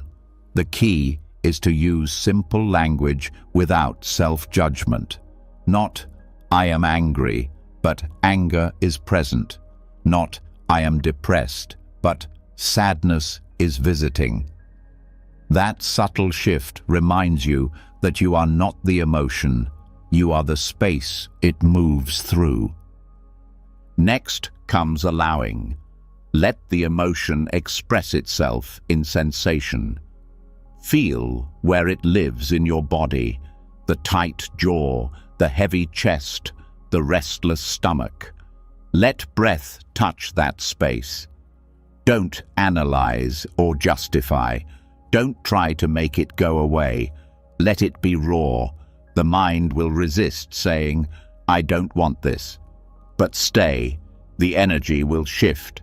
Emotions are like children knocking at the door. They only scream louder when ignored.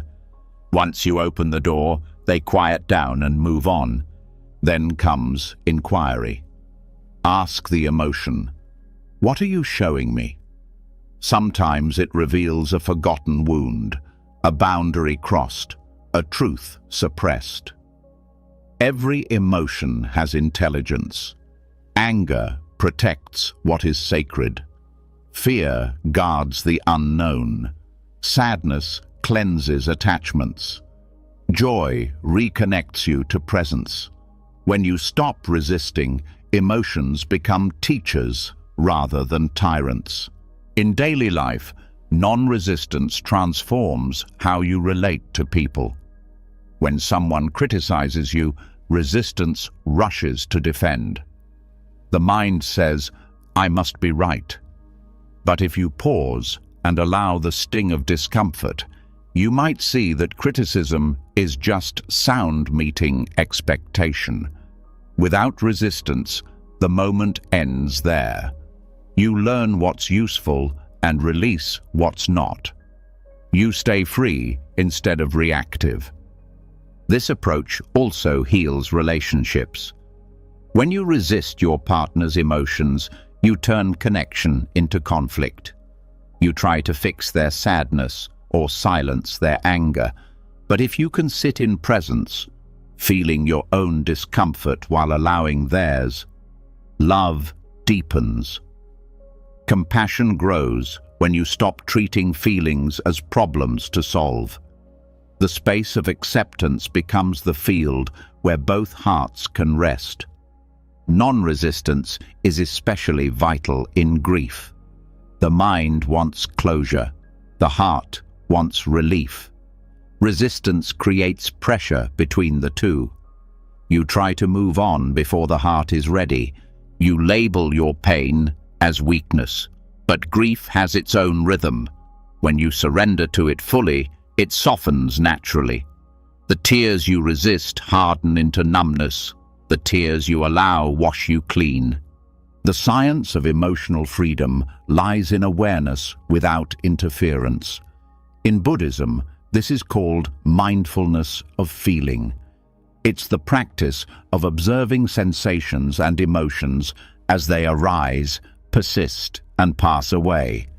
You neither cling to pleasure nor flee from pain. You rest as the witness.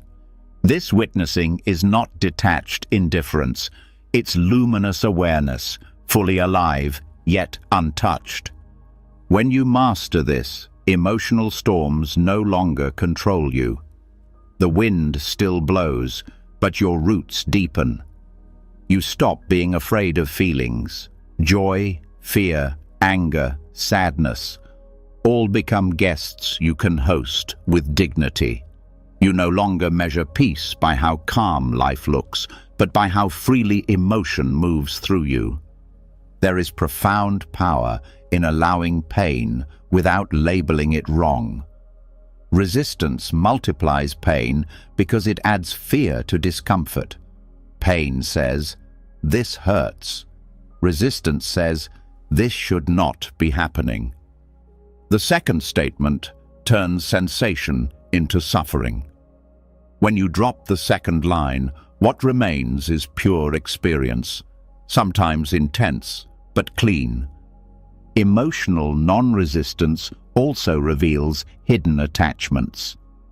Every emotion you avoid shows what you secretly cling to. Avoiding sadness means clinging to happiness. Avoiding fear means clinging to control. Avoiding anger means clinging to approval. By allowing every feeling, you break these hidden chains one by one.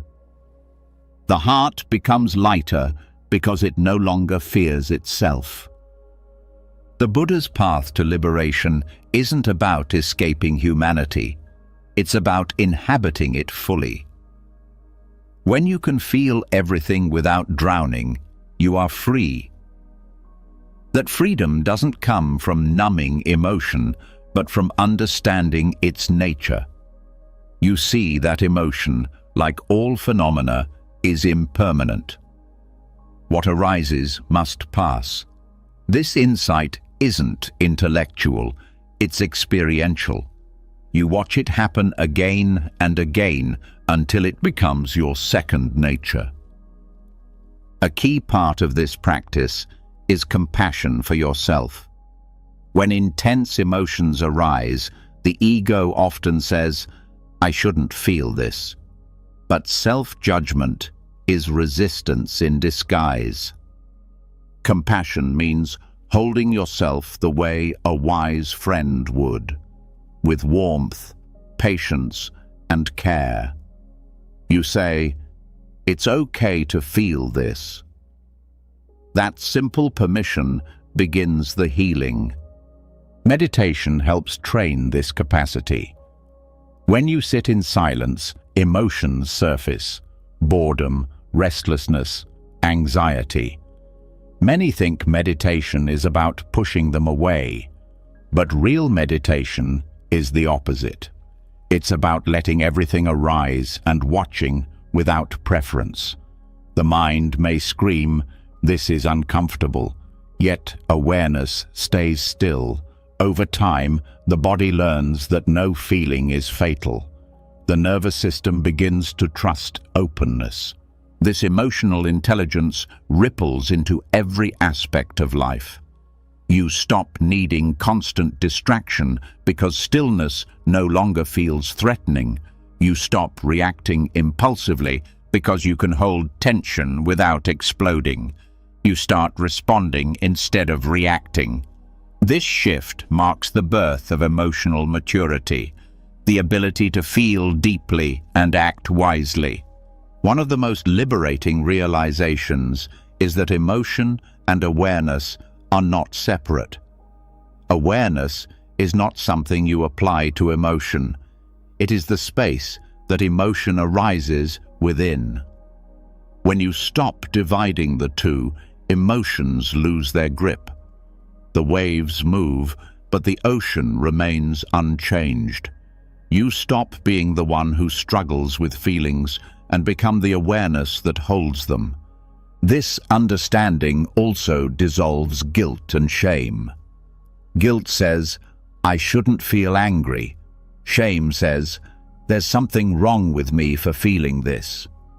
Awareness says, "Anger is arising. Let it be seen." In that seeing, guilt loses its voice and shame evaporates. Awareness doesn't condemn, it includes. Inclusion heals. In Buddhism, compassion, karuna, and wisdom, prajna, are inseparable. Compassion allows emotion. Wisdom understands its impermanence. Together, they create balance, the warm heart and the clear mind. Without compassion, wisdom becomes cold. Without wisdom, compassion becomes heavy. Non-resistance is their meeting point. Heart open, mind clear. You might ask, if I stop resisting emotion, won't I become overwhelmed? The opposite happens. Resistance is what creates overwhelm. When you fight emotion, energy builds up. When you allow it, energy flows. Overwhelm is a sign of blockage, not abundance. Once you stop fighting, emotion moves through you like breath. You realize that peace is not the absence of intensity, but the ability to stay open through it. This practice even changes how you experience joy. Most people cling to joy, fearing its loss. That clinging turns pleasure into anxiety. But when you meet joy with the same openness as pain, it deepens. You don't try to hold it. You savor it.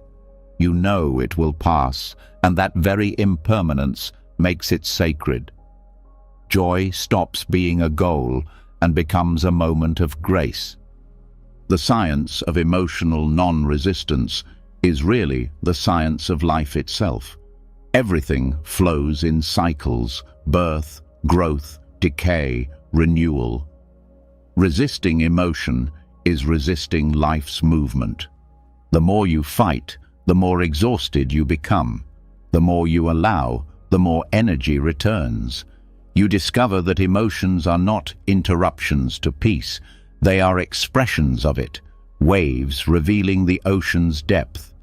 When you live this way, you become trustworthy to yourself. You no longer fear what you might feel. You can face heartbreak, failure, uncertainty, and still stay centered. That reliability is true confidence, not arrogance, but the quiet knowing that nothing inside you needs to be hidden or controlled. As you grow in this understanding, your compassion for others expands naturally. You start to see that everyone is fighting their own resistance, pushing away fear, denying sadness, numbing pain. You don't judge them, you understand them, and through your presence, you show them another way, not through advice, but through being fully there, grounded, open, real. Ultimately, emotional non-resistance is the art of becoming transparent to life. Nothing sticks because nothing is resisted.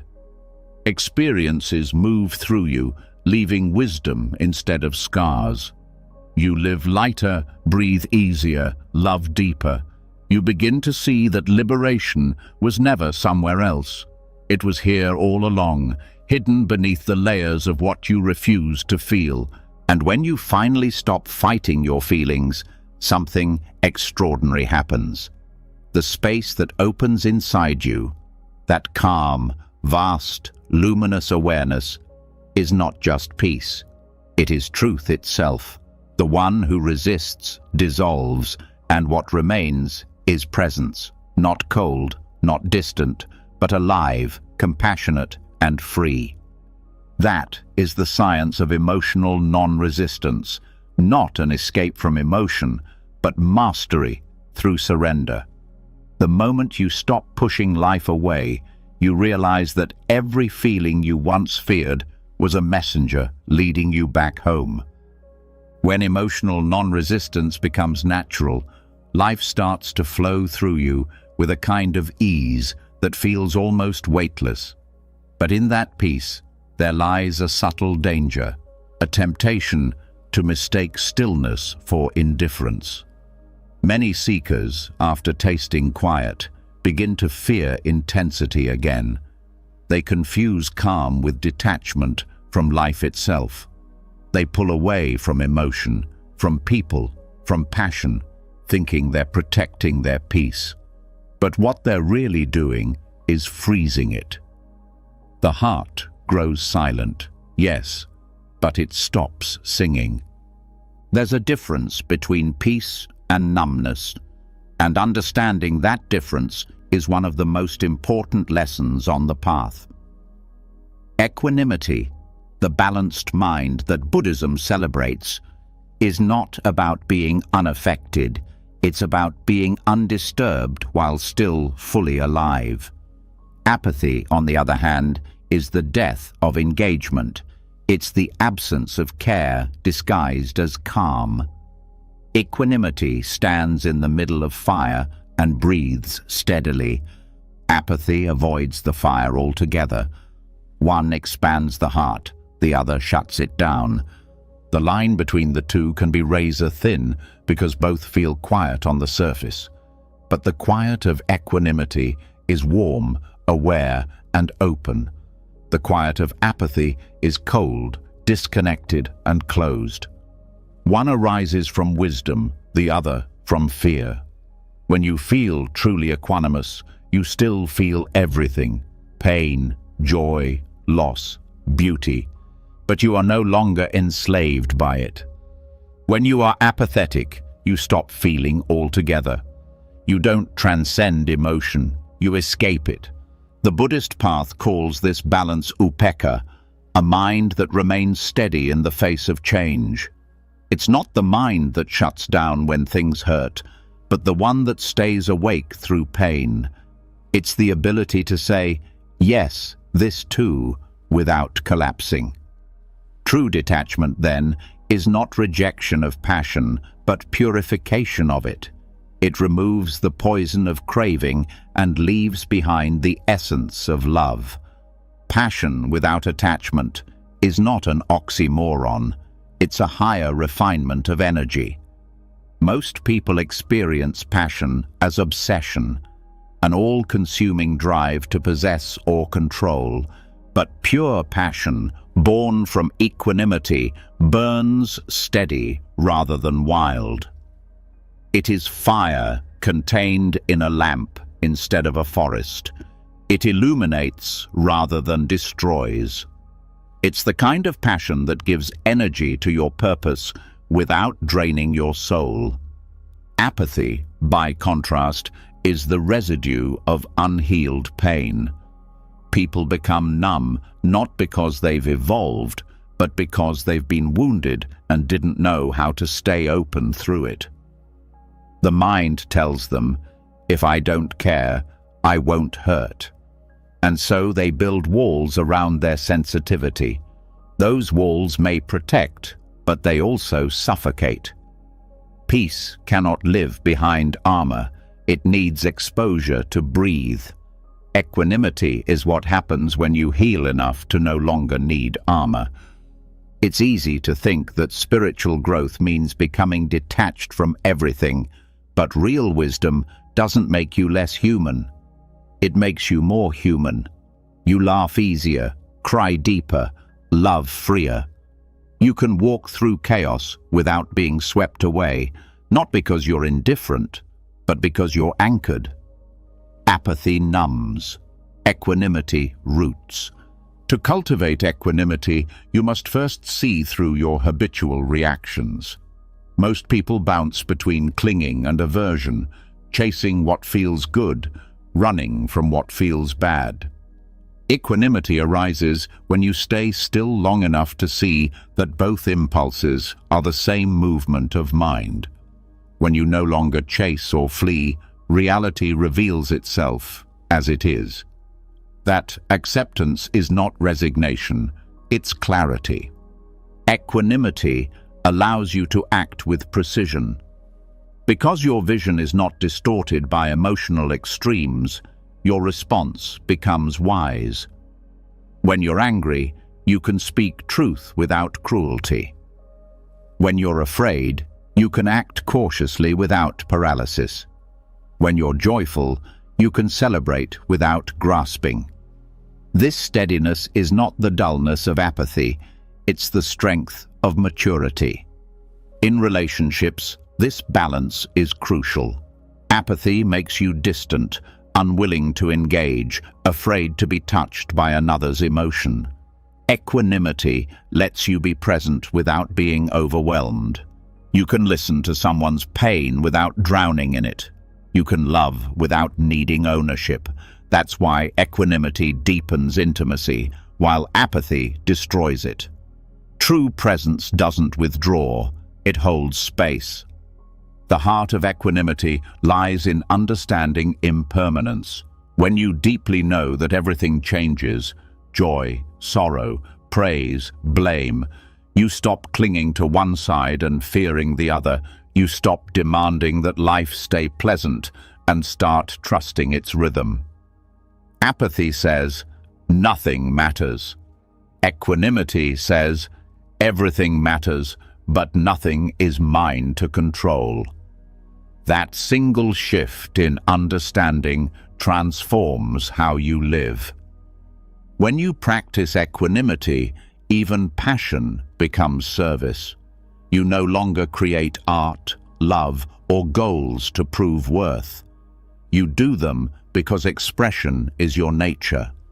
Detachment refines passion by removing ego. What's left is creativity, devotion, and sincerity. That's why enlightened beings radiate such quiet power. They are fully engaged, yet their energy carries no tension. Apathy drains color from life. It flattens experience into gray neutrality. Equanimity, however, heightens color because you can finally see clearly. When you stop judging emotion as good or bad, you begin to perceive the texture of reality in its full richness. Even sadness becomes beautiful in its honesty. You learn to meet life not as something to fix, but as something to feel. In daily practice, cultivating equanimity starts with awareness of your triggers. Notice what disturbs your balance: a harsh word, a delay, a disappointment. Instead of reacting, breathe into the space between stimulus and response. That breath is your bridge. In that pause, you can choose presence over habit. The mind quiets and a deeper intelligence takes over. Meditation trains this capacity. When thoughts and sensations arise during meditation, the goal is not to chase pleasant ones or suppress unpleasant ones. You simply observe. You allow the rise and fall, trusting that everything self-liberates when left alone. Over time, this habit extends beyond the cushion. Life itself becomes meditation, movement through change without losing center. Apathy thrives on avoidance. It feeds on the belief that feeling is weakness. But the strongest people are not those who feel less. They're those who feel fully and stay steady. Equanimity teaches emotional resilience by showing that no feeling can destroy you if you meet it consciously.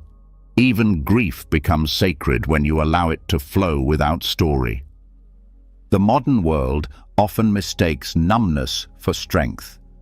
We celebrate those who stay unbothered, who appear unaffected, as if sensitivity were a flaw. But sensitivity is the soul's intelligence. It's the doorway to empathy, creativity, and love. Equanimity doesn't dull sensitivity, it sharpens it. You become more aware, not less, more responsive, not reactive. To live with equanimity is to walk with an open heart and a clear mind. The heart feels everything. The mind doesn't panic. They work together in harmony.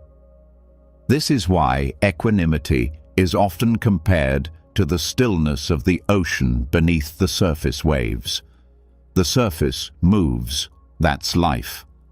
But deep down, the water remains calm, holding all motion without losing itself. One way to test where you stand between apathy and equanimity is to notice how you respond to others' suffering. If you turn away, thinking, "It's not my concern," that's apathy. If you stay present and act from compassion without despair, that's equanimity.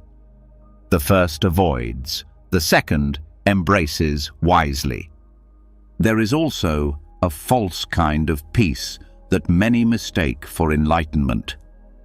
It appears calm, but it's built on avoidance. You retreat from challenge, isolate yourself, or keep relationships shallow so nothing can disturb your quiet. But true peace doesn't need protection. It survives engagement. It walks into the market, the noise, the heartbreak, and remains whole. Equanimity also refines action. When you're not tossed around by emotion, your choices come from clarity, not compulsion. You don't overreact, nor do you freeze. You act appropriately to the moment. This responsiveness is what makes equanimity dynamic, not passive. It's the mind's way of dancing with life's rhythm instead of tripping over it. In leadership, equanimity is power. A calm mind can hold multiple perspectives without bias. It can make decisions based on truth rather than fear. Apathy, by contrast, disconnects leaders from empathy. They become cold strategists rather than wise guides. Balance between compassion and composure creates trust. People follow calm that cares. On the spiritual path, apathy often masquerades as wisdom when someone becomes tired of effort. They say, "Nothing matters," to avoid disappointment. But apathy doesn't end suffering. It just hides it under numbness. Equanimity, however, transforms suffering into insight. It teaches that every rise and fall is part of awakening. There's nothing to suppress, only to understand. The energy of equanimity feels alive in the body. It's relaxed, yet alert. The breath is deep, the shoulders open, the heartbeat steady. The energy of apathy, however, feels dull and heavy. The breath is shallow, the body slouches inward. Awareness of this difference in your physical state can guide you back to balance. The body often knows the truth before the mind admits it. Equanimity does not mean you stop caring about the world. It means you care wisely. You serve without burnout because you no longer carry the illusion that everything depends on you. You offer what you can, knowing that outcomes belong to karma. Apathy withdraws from service. Equanimity serves from love, not from guilt or pride. Even in creative work, this balance matters. The apathetic artist loses inspiration, seeing creation as meaningless. The equanimous artist creates freely, not to chase applause, but to honor the muse. Their art breathes authenticity because it arises from balance. When the ego no longer dictates, creativity flows unhindered. The deeper you go into practice, the subtler the ego becomes. It can wear the mask of calm to avoid vulnerability. It says, "I'm detached," while secretly fearing loss. The test of equanimity is this: when life shakes you, can you stay soft instead of hard? True stillness bends, it doesn't break. Equanimity also redefines success. You stop measuring it by victory or failure. You measure it by presence. Did you act with integrity? Did you remain centered? Did you stay kind? When those answers are yes, success has already happened, regardless of outcome. Apathy doesn't even ask these questions because it stopped caring long ago. One of the most beautiful aspects of equanimity is that it coexists with joy. Not the fleeting joy of pleasure, but the deep joy of being alive. This joy has no reason. It's the natural fragrance of awareness. When you rest in equanimity, even silence feels radiant. Apathy has no such joy. It is sterile, a field where nothing grows. To cultivate equanimity, practice meeting every experience, pleasant or painful, with the same simple acknowledgement. This too belongs. The heart relaxes when you stop dividing life into good and bad. You see that everything has a role in your awakening. Even discomfort becomes sacred when viewed through equanimity. Over time, this practice dissolves fear. You stop fearing loss because you know you can stay balanced through it. You stop fearing success because you know it won't own you. You stop fearing love because you no longer confuse attachment with connection. Freedom grows quietly in that balance. At the highest level, equanimity is love without conditions. It is compassion without exhaustion, joy without grasping, peace without withdrawal. You engage with life wholeheartedly, yet nothing sticks. You touch everything and hold nothing.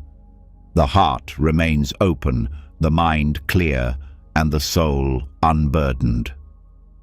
Apathy closes the door to both pain and beauty. Equanimity opens the door to everything and stands unshaken. That's the hidden line between peace and numbness. One shrinks from life, the other embraces it fully. To live in equanimity is to burn brightly without burning out, to love deeply without losing yourself, and to walk through every storm with an untouchable calm that is not empty, but luminous. When you reach this point, you no longer fear feeling too much or too little. You trust your center, knowing it can hold anything. And in that trust, you discover that peace was never the absence of movement. It was the stillness that could dance. When the mind learns to rest in balance, not too rigid, not too soft, something remarkable begins to reveal itself. You start noticing that even equanimity itself moves. Peace flickers, emotions shift, the body changes, relationships evolve, thoughts rise and fade like breath. At first, this feels unsettling, as if stability keeps slipping away. But then a deeper recognition dawns. This movement is stability. Change isn't a problem to fix, it's the pulse of existence itself. To resist it is to resist life. Impermanence is often misunderstood as something sad, a reminder that we will lose what we love. But in truth, it is the very force that makes love possible, because everything changes, every moment becomes precious. Because nothing lasts, beauty becomes meaningful. The heart learns to hold life softly, not in fear of losing it, but in gratitude for being allowed to experience it at all. Buddhism teaches that impermanence, or anicca, is not a theory to accept intellectually, but a truth to see directly. Every breath proves it. No two are the same. Every sunrise, every heartbeat, every thought that passes through your mind, each is a small death and rebirth. The person you were yesterday exists only in memory. The one reading these words is already becoming someone new.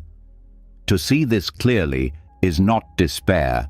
It is liberation from the illusion of permanence that keeps you clinging and afraid. When you resist impermanence, you suffer because you are trying to hold still what is built to move. You want relationships to stay the same, bodies to remain young, emotions to stay pleasant. But the more you grip, the more you feel them slipping away. The law of impermanence is not cruel, it's impartial. It moves through all things equally: joy, pain, success, failure. Once you stop fighting that law, life stops feeling like a battle. It becomes a dance. Every attachment you have is rooted in a denial of change. You suffer when you want something to last forever. Yet, if it did, it would lose its vitality. The sweetness of a flower is in its blooming and fading. The tenderness of love is in its fragility. Even the joy of a moment comes from knowing it won't repeat exactly the same way again. The wise don't cling to beauty. They savor it fully because they know it's fleeting. This understanding transforms how you relate to loss. Loss stops being a punishment and becomes a teacher. When you lose something, a person, a phase of life, a version of yourself, it isn't just gone. It has completed its work. It has fulfilled its purpose in your evolution. You don't have to chase it or curse it. You simply bow in gratitude and continue walking. Every ending carries within it the seed of a beginning. Impermanence is also the foundation of hope. Because nothing lasts, no pain can last forever. No mistake defines you permanently. No situation is beyond change. Even despair shifts when you stay present long enough. The seasons prove it every year. Death in winter is not the end. It is preparation for spring. When you truly understand this, you stop fearing endings. You start trusting the cycles. In moments of grief, impermanence feels cruel because the heart wants permanence where none exists. But even grief, when allowed, transforms. It opens tenderness, empathy, and wisdom. Grief is love that no longer has a direction, searching for new expression. When you stop resisting its flow, it teaches you to love more deeply, not less. Every tear honors impermanence by acknowledging that something beautiful once existed. The recognition of change also humbles the ego. The mind loves to say, "I am this," or "I will always be that." But the truth is, you are a process, not a product. You are the river, not the rock. When you try to fix your identity, to define yourself permanently, you suffer whenever life moves beyond that definition. Growth becomes frightening because it threatens who you think you are. But impermanence whispers, "You were never one thing anyway." Freedom begins the moment you stop defending your past self and allow yourself to keep becoming. Even your thoughts and opinions are impermanent. What you were sure about 5 years ago might now feel uncertain. What angered you once may now seem trivial. This fluidity isn't weakness, it's evolution. A flexible mind is an awakened mind. Rigidity belongs to the ego, which fears loss of control. Awareness flows like water. It adapts without losing its essence. When you accept impermanence, your relationship with time changes. You stop rushing toward the future or clinging to the past. You live in the vivid now, knowing it's all that ever truly exists. The present moment is both fleeting and eternal. Fleeting because it changes instantly. Eternal because it's the only place where life actually happens. When you inhabit this moment fully, the anxiety that comes from grasping disappears. You're not chasing permanence anymore. You're participating in aliveness. This understanding doesn't make you detached from life. It makes you intimate with it.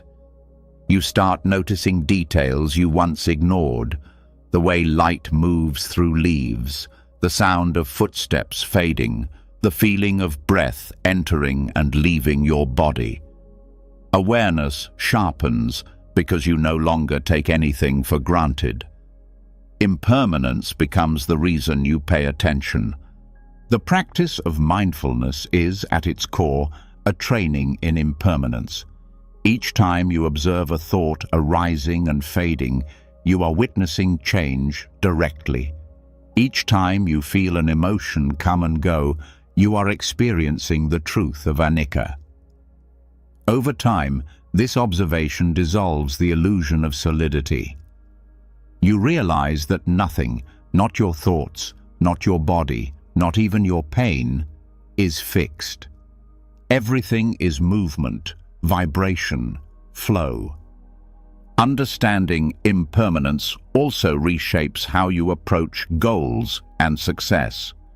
You still create, work, and build, but you do so knowing that outcomes will shift.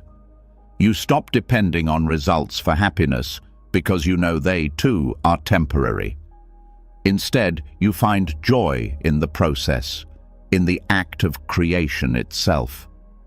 Success no longer defines you, it simply visits for a while. Failure no longer destroys you, it too moves on. This frees you to engage with life more playfully, less fearfully. When you grasp impermanence deeply, compassion grows naturally. You see that everyone, even those who hurt you, is caught in the same flow of change. People evolve, sometimes painfully. Anger softens into understanding when you realize that the person who wronged you yesterday might not be the same person today. Forgiveness becomes easier when you stop demanding that others remain fixed in their mistakes. Impermanence also deepens gratitude. You stop waiting for perfect conditions to appreciate life. You understand that what you love may vanish at any moment, so you love more fully. Now gratitude becomes immediate, not postponed for some future achievement or milestone. You thank the morning light because you know you won't see this exact one again. You thank the meal, the laugh, the breath, all small, transient miracles. At a deeper level, impermanence reveals that clinging to permanence is the root of fear. The fear of death, the fear of loss, the fear of change, all stem from the illusion that stability can be secured. The truth is, life is motion. Death is not a flaw in the system, it is part of its design. Every cell in your body dies and is reborn constantly. Every moment is renewal in disguise. To embrace impermanence is to make peace with death, not as an end, but as transformation. This understanding dissolves existential anxiety. You no longer need to control what comes next. You stop asking, "What will happen to me?" and start living the answer in every breath. The me you're trying to protect is already changing. Once you see that, fear loses its hold. You become less interested in securing your existence and more interested in expressing it. Impermanence also teaches the futility of comparison. When you realize that every person's life is in flux, you stop measuring yours against theirs. Everyone is in transition. some visible, some hidden. The success you envy will fade, the pain you pity will transform. Comparison collapses because you see that no one stays still long enough to be compared. Life isn't a race, it's a tide. On a collective level, impermanence is the engine of evolution. Civilizations rise and fall, ideas evolve, technologies advance, cultures shift. When societies cling to old forms, decay begins. Growth requires letting go, just as trees shed leaves to make room for new life. Resistance to change creates suffering, not just individually, but globally. The wisdom of impermanence is what allows renewal, in systems, in humanity, in consciousness itself. In relationships, impermanence brings honesty. You stop expecting people to fill permanent roles. You learn to appreciate the version of them that exists now, not the one you wish to preserve. When love is rooted in awareness of change, it becomes flexible and real. You stop saying, "Don't ever change," and start saying, "Let's grow together." The fear of losing love transforms into gratitude for having shared it. The same truth applies to self-love. You stop demanding that you always be confident, productive, or peaceful.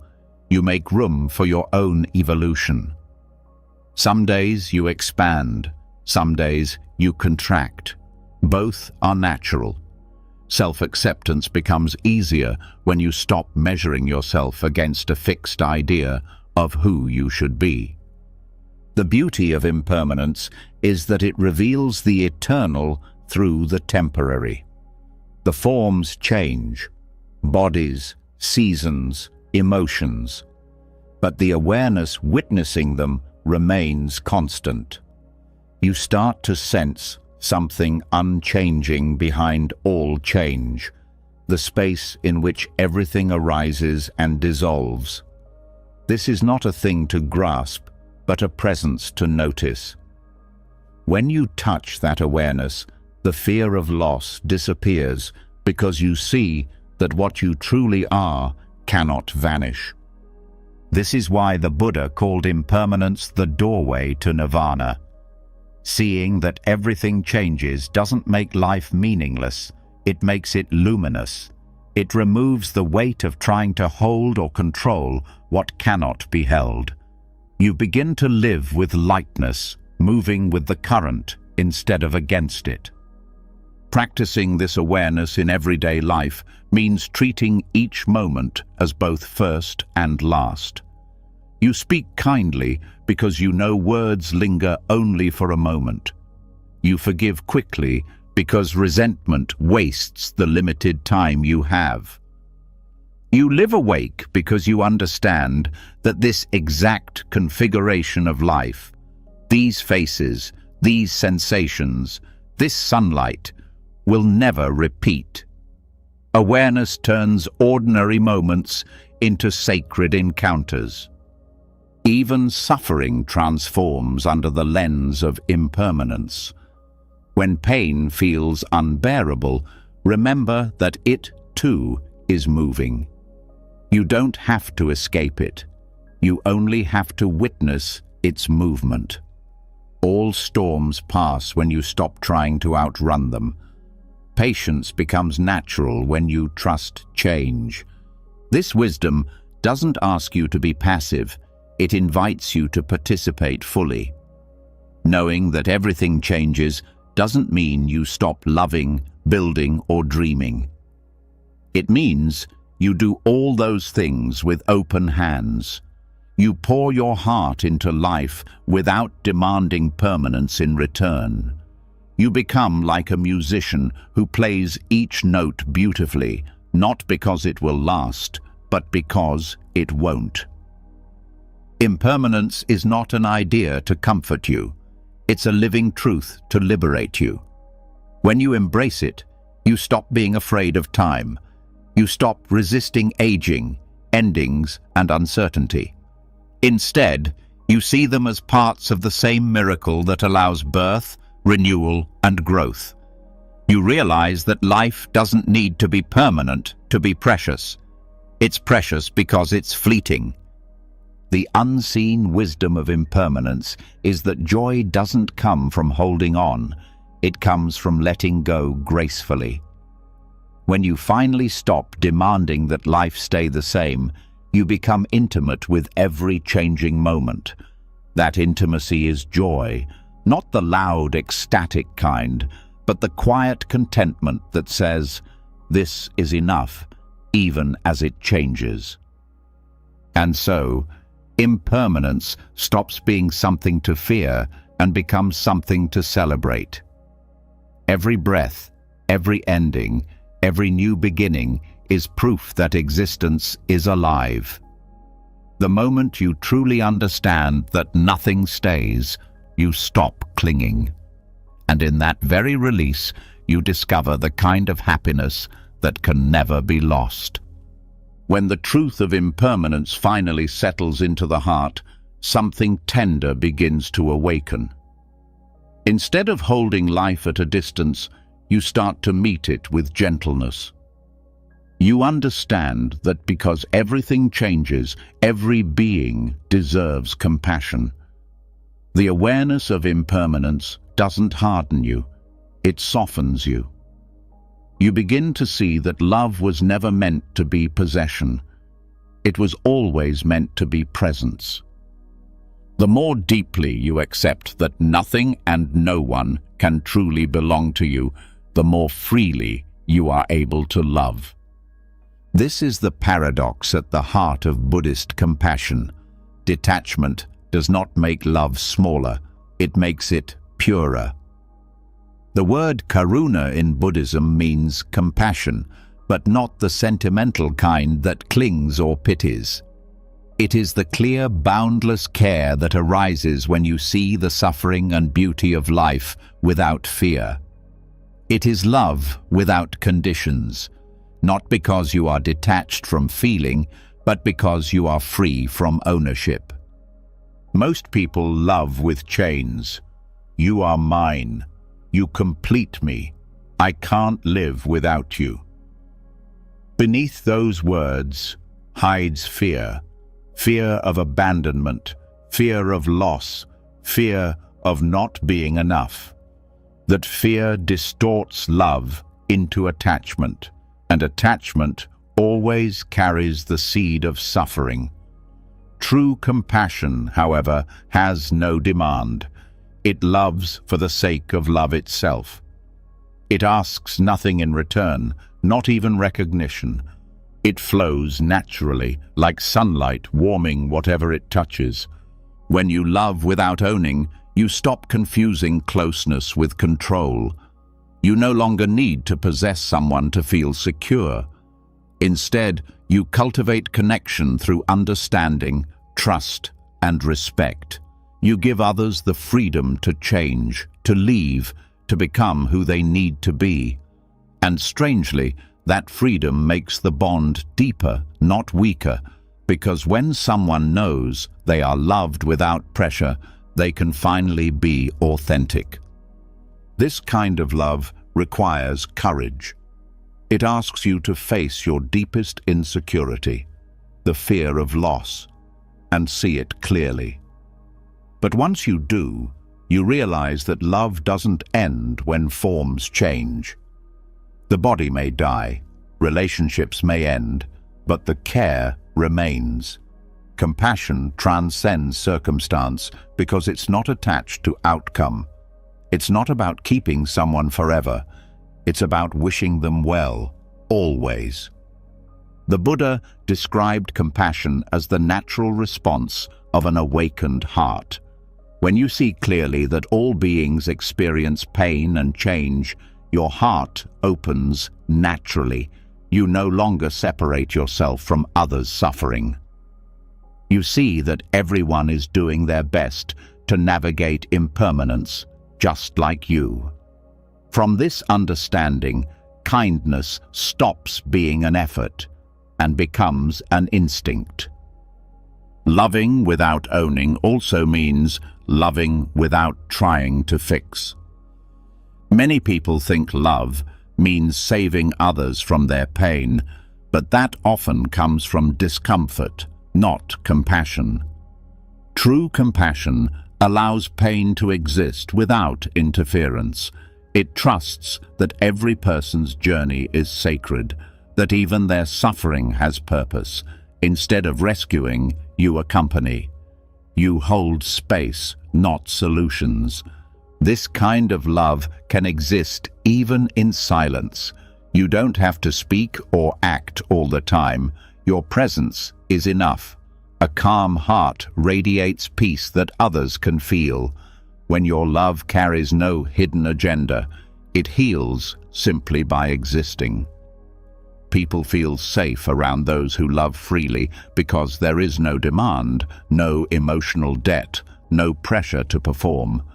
Buddhist compassion also teaches that loving yourself is not separate from loving others. Many try to be kind to everyone but themselves, thinking self-love is selfish. But how can you offer peace if you are at war with yourself? Compassion begins inward, with understanding your own pain, forgiving your own mistakes, holding yourself with patience. When you stop punishing yourself, you stop projecting punishment onto others. To love without owning, you must see relationships not as transactions, but as collaborations in growth. Every person who enters your life teaches you something about patience, about vulnerability, about detachment. Some stay, some leave, but each encounter shapes the heart. The purpose of relationship is not permanence, it's transformation. Once you accept that, you stop clinging and start appreciating. The beauty of compassionate detachment is that it doesn't remove emotion, it refines it. You can still feel joy, sadness, longing and affection, but beneath those feelings lies peace, not dependency. You no longer need someone to behave a certain way for you to stay kind. Your love becomes unconditional because it's anchored in understanding, not expectation. In Buddhist psychology, love is not possession, but recognition. The recognition that others, like you, want to be free from suffering. When you meet someone with this awareness, even a brief encounter can become sacred. A smile, a kind word, a simple act of listening. These are not small things. They are expressions of compassion, subtle ripples that touch the world. Attachment makes love fragile. When you cling, you create fear. Fear of rejection, fear of change. But compassion makes love strong. It has no fear because it doesn't depend on circumstances. It flows even when life is uncertain. It continues even when the relationship changes form. That's why the love of an awakened heart is fearless. It's rooted in truth, not illusion. This doesn't mean you stop feeling pain when someone leaves. Pain is natural. It's part of being human. The difference is that pain doesn't harden into suffering. You allow it, feel it fully, and let it pass. Compassion holds the pain gently, like a mother holding a crying child. It doesn't push it away or amplify it. It simply lets it be until it softens. In daily life, loving without owning means practicing mindfulness in relationships. When you speak, speak with awareness. When you listen, listen without preparing your reply. When you care, care without keeping score. Notice how the mind tries to turn love into a contract. I did this, so you owe me that. The moment you notice this tendency, breathe, and release it. Love is not a bargain, it's a gift. To live this way, you must cultivate inner fullness. Attachment is born from emptiness, the feeling that something is missing. But when you are at peace with yourself, love becomes an overflow, not a search. You give because you are abundant, not because you are lacking. That's the secret to sustaining compassion without burnout, giving from wholeness, not from need. Buddhist compassion is also practical. It's not limited to relationships or meditation halls. It extends to how you treat strangers, animals, the planet. When you realize that all life is interconnected, kindness stops being selective. You can't harm another without harming yourself. This awareness naturally turns into gentle action, less waste, more patience, more care.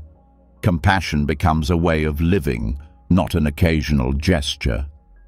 One of the most profound aspects of loving without owning is forgiveness. You forgive not because someone deserves it, but because clinging to resentment binds you. Holding anger is a form of ownership, an emotional claim over the past. When you let it go, you're not excusing behavior, you're freeing your heart. Compassion sees that even those who hurt you act from ignorance or pain. This understanding doesn't justify harm, but it removes hatred. The same compassion applies to yourself. You forgive your own past attachments, your mistakes, your moments of grasping. You see that every clinging was just a misdirected attempt to feel safe. There's no shame in that, only learning.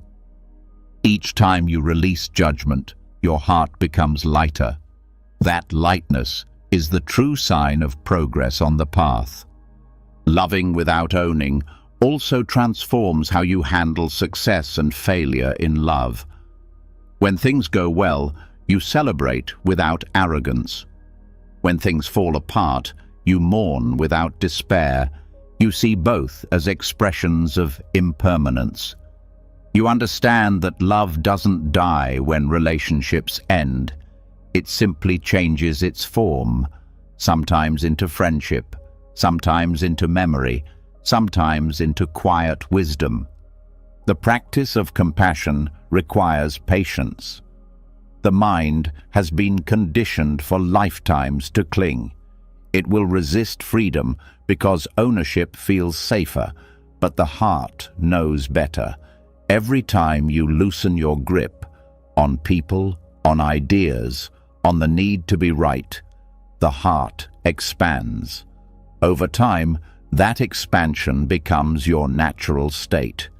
You stop guarding love and start trusting it. Compassionate detachment doesn't mean being a saint who never gets hurt. It means staying open even when you are. It's easy to love when life is kind. The test is whether you can love when it's not. The Buddha taught that the highest form of compassion is not pity, but strength. The strength to keep the heart open in the face of suffering. When you do that, pain loses its power to close you. In the practice of loving kindness meditation, you extend goodwill to yourself, to loved ones, to strangers, and even to those who have harmed you. This gradual widening of the heart dissolves the illusion of separateness. You realize that love is not something you direct at someone, it's something you become. When you are love itself, ownership becomes meaningless. Every act of true compassion liberates both giver and receiver. You free others from your expectations, and you free yourself from disappointment. You love people for who they are, not for what they give you. This is the purest relationship, one rooted in mutual freedom. When two people meet from this space, their connection doesn't drain energy. It amplifies it. Such love is resilient because it's based on awareness, not fantasy. You no longer chase intensity or permanence. You value presence over possession, understanding over control. You realize that love is not something to be found.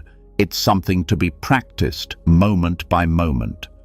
This form of love changes the world quietly. You don't need grand gestures or declarations. A peaceful heart influences its environment naturally. People around you feel calmer, safer, more open. Compassion spreads by resonance, not persuasion. The more you embody it, the more it multiplies without effort. In the end, loving without owning is not about losing attachment to people. It's about losing attachment to the illusion that love can be owned. The essence of compassion is trust. Trust that love will flow where it is needed, that it will return in new forms, that it doesn't end when forms dissolve. When you reach this understanding, relationships stop being prisons and become paths. Each connection becomes a teacher, each goodbye a lesson in freedom. You love deeply, you let go easily, and you remain open to the next unfolding. That is the detachment of compassion, not coldness, not distance, but the warm clarity of a heart that has nothing to protect and therefore nothing to fear. It is love, unbound, fearless, and free. The kind of love that asks for nothing yet gives everything again and again without ever running out. When love becomes freedom, control begins to fade. You stop trying to direct how things should unfold, and for the first time, you start to sense something larger guiding you. Something quiet, precise, and far wiser than your personal will. It moves through coincidences, delays, endings, and new beginnings, weaving life into patterns you could never design. This is where the art of non-interference begins. Non-interference is not laziness or inaction. It is intelligent surrender. It is the realization that life operates on a rhythm too vast for the human mind to comprehend. You still act, but you no longer force. You still plan, but you leave space for what you cannot predict. You still dream, but you stop demanding that reality match your sketch. Detachment doesn't mean stepping out of the dance. It means allowing the music to lead. The need to interfere comes from fear. The mind believes that if it doesn't control outcomes, everything will collapse. But control is built on mistrust. It assumes the universe is chaotic, random, unkind. Non-interference arises when you discover the opposite, that there is an intelligence at work far greater than personal effort. When you align with it, what once felt like coincidence begins to look like choreography. You can sense this intelligence when plans fall apart only to make room for something better, when chance encounters change the course of your life, when delays turn out to be protection. But you only notice it when you stop fighting. As long as you insist on your timeline, your agenda, your script, you miss the quiet perfection of timing that life offers. The Buddhist view of detachment is not withdrawal from responsibility, but release of obsession with control. You do your part, the action, the intention, the sincerity, and then you let the outcome belong to karma. This is not fatalism, it's partnership. You plant the seed and allow the seasons to do their work. You don't stand over the soil shouting at it to sprout. Most people live as if life were an argument to win. They debate with reality. This shouldn't have happened. That should have come sooner. But arguing with life is like shouting at the wind. You waste energy and change nothing. When you stop arguing, you begin listening. And in that listening, life starts revealing its design. Non-interference requires humility. The ego hates not being in charge. It wants to be the architect of destiny, the one who can predict and secure outcomes. But humility recognizes that you are not the architect. You are part of the architecture. You are both cause and effect, both the wave and the ocean.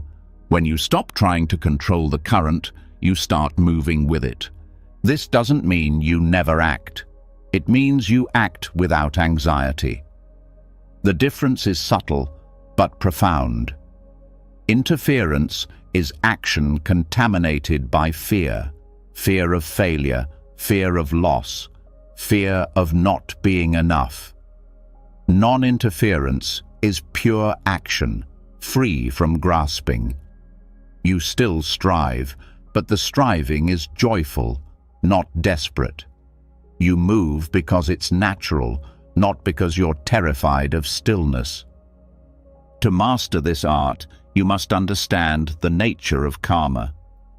Every intention, thought, and action plants a seed in the field of existence.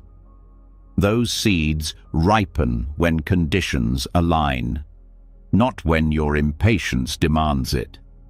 You can't rush the unfolding of karma any more than you can rush the sunrise. Your role is to plant wisely, nurture sincerely, and trust the timing. When you live this way, life stops feeling random. You begin to see that everything arrives exactly when you are ready for it. Not when you think you are, but when you truly are.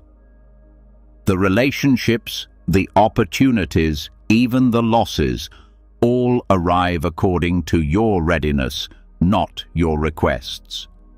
You can't trick readiness by pretending to surrender. The universe reads vibration, not words.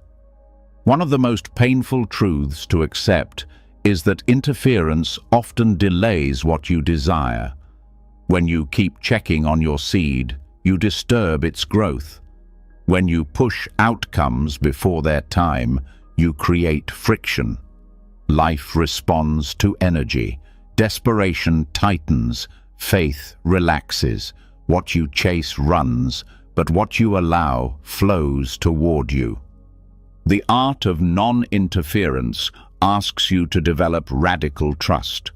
Trust not in fantasy, but in the observable fact that life sustains itself.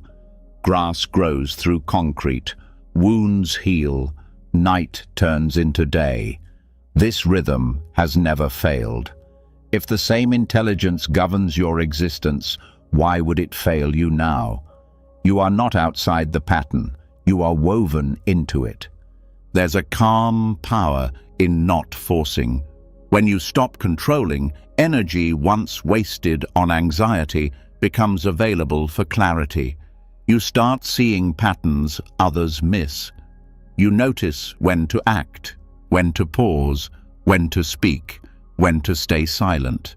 Decisions become intuitive because you are listening instead of overthinking. Non-interference sharpens awareness. Interference dulls it. In relationships, this wisdom changes everything. Instead of trying to fix, persuade, or rescue others, you give them the dignity of their own path. You support without smothering. You trust that their life has its own timing, just as yours does.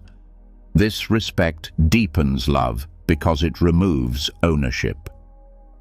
You stop performing savior roles and start embodying understanding. The same principle applies to goals.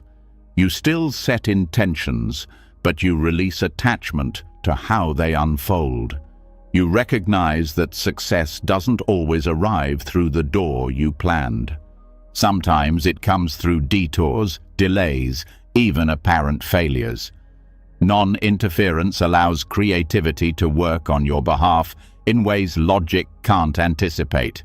The mind sees one route. Life sees infinite. Every major spiritual tradition speaks of this surrender. In Taoism, it's called Wu Wei, effortless action, the art of aligning with the natural flow instead of forcing your own.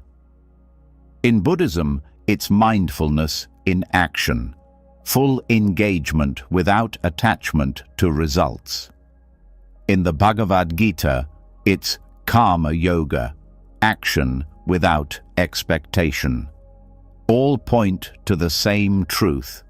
Interference interrupts harmony. Letting life lead doesn't mean you lose direction. It means you stop confusing willpower with wisdom. Sometimes the hardest thing to do is nothing.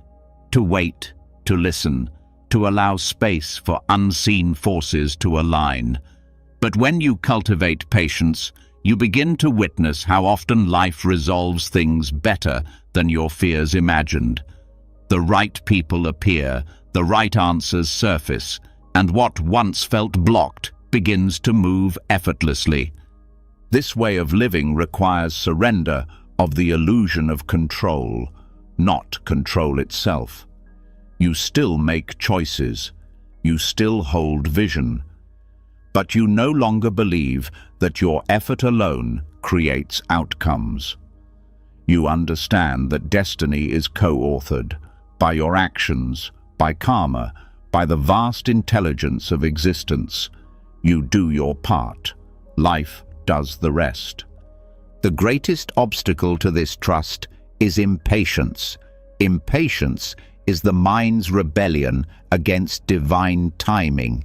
It demands results before roots are ready. The ego measures time in hours and days. Existence measures it in ripeness. When conditions are complete, the event unfolds effortlessly. Before that, forcing only creates noise. Non-interference also applies to healing. You cannot rush emotional recovery, forcing closure, forcing positivity, forcing peace. All are forms of resistance disguised as progress. Real healing happens in its own time, when the body, mind, and heart align. Your job is to provide the right environment: rest, honesty, compassion. The rest unfolds naturally. When you interfere less, synchronicity increases. Coincidences multiply, not because you gain magic powers, but because you stop blocking natural alignment. Life was always trying to communicate with you through signs, feelings, intuition. Interference made you deaf. Stillness restores hearing. You begin to sense when something is right without needing to rationalize it. There's a hidden elegance in allowing life to surprise you. Plans have structure. Destiny has intelligence. When you cling to plans, you limit potential. When you trust destiny, possibilities expand beyond imagination. The people who find deep peace are not those who mastered control, but those who mastered surrender. Of course, surrender does not mean giving up responsibility. It means taking responsibility for your energy, not for the universe's outcomes. You become accountable for intention, not perfection.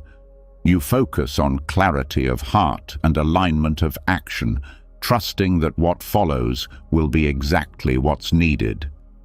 This mindset replaces pressure with peace. Control is born from mistrust of life.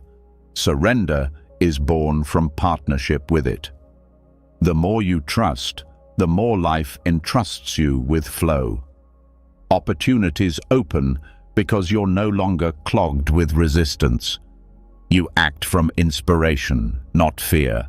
Detachment allows destiny to breathe. Non-interference also protects you from unnecessary suffering. Many people exhaust themselves trying to force timing, chasing relationships not ready to bloom, pushing careers before foundation, clinging to goals that have expired. Letting go when energy no longer flows isn't failure, it's wisdom. The river knows when to change course. There's also humility in accepting that you don't always know what's best for you. The human mind sees only fragments of the picture. How many times have you prayed for something that later would have harmed you if granted? Life protects you by redirecting you, even through disappointment. The wisdom of non-interference is learning to thank life for what didn't happen as much as for what did. When you live this way, peace stops depending on external outcomes. You no longer measure happiness by what goes according to plan. You find meaning in responsiveness, the ability to meet each moment as it comes with presence rather than resistance. This responsiveness is the soul of non-interference.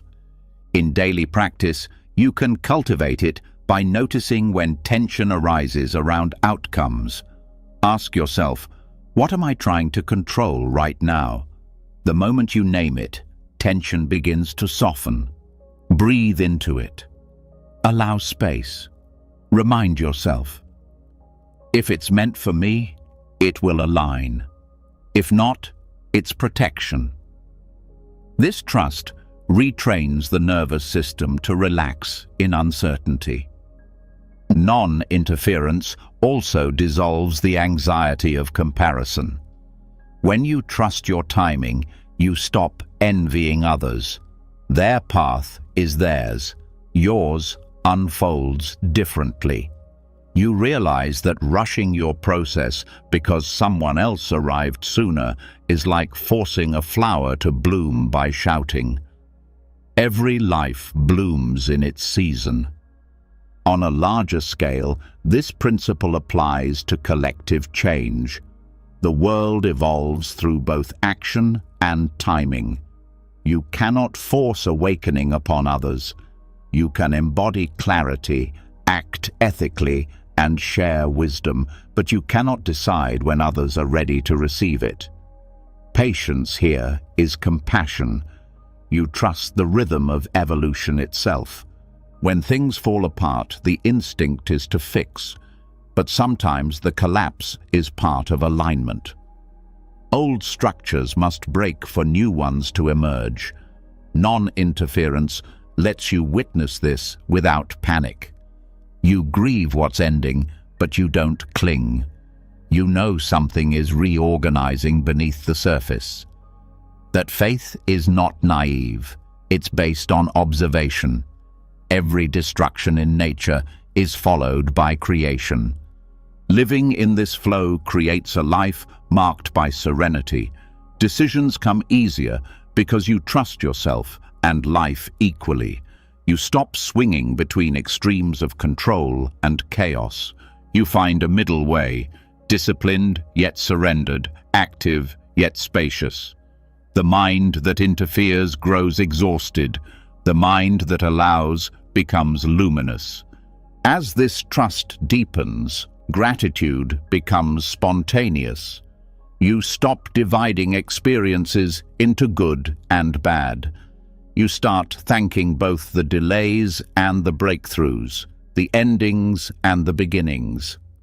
You see that every twist of destiny is part of the same unfolding intelligence.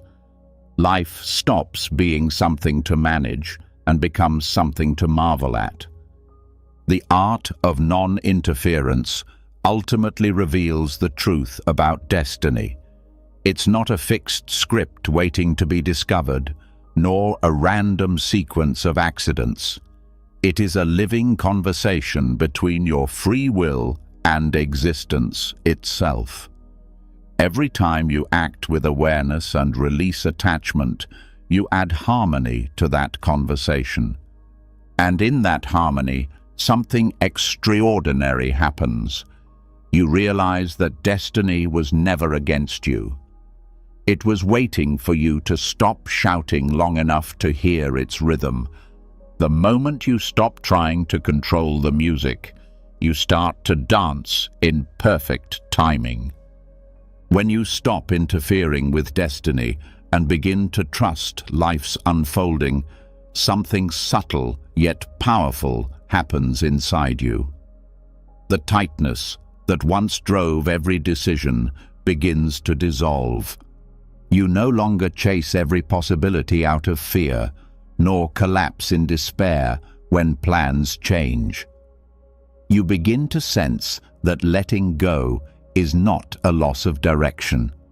It's the discovery of a deeper compass. And yet, for many, this is the hardest lesson to accept, because somewhere in the mind lives the old belief that to release is to fail, that surrender means defeat. But this couldn't be further from the truth. Letting go is not giving up. It is the highest form of courage. It's the willingness to release what you cannot control so that you can fully engage with what you can. It's the maturity to stop fighting life and start cooperating with it. When you truly understand this, you realize that release doesn't weaken your power. It multiplies it. Giving up comes from exhaustion and despair. Letting go comes from clarity and faith. The difference is subtle but immense. When you give up, you act from hopelessness. When you let go, you act from understanding. Giving up says, "I can't change this, so I'll withdraw." Letting go says, "This no longer needs my control, so I'll trust the flow." One closes the heart, the other opens it wider than ever. To understand the power of letting go, we must first see how attachment drains strength.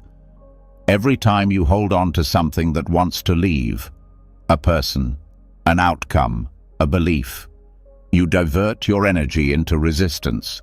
You start living in defense rather than creation. You cling because you fear the void, forgetting that the void is where new life begins. In truth, letting go doesn't empty you. It clears the way for renewal. Buddhist wisdom calls this the middle path between indulgence and aversion. It's not passivity or denial, it's balance. You engage fully, but without clinging. You pour yourself into life, but you don't demand that life obey your conditions. You do your best and release the rest. That release is not weakness. It is wisdom in motion. When you cling, you try to carry the entire weight of existence. You think you must make everything happen, fix everything, hold everyone together. But the more you tighten your grip, the heavier life becomes.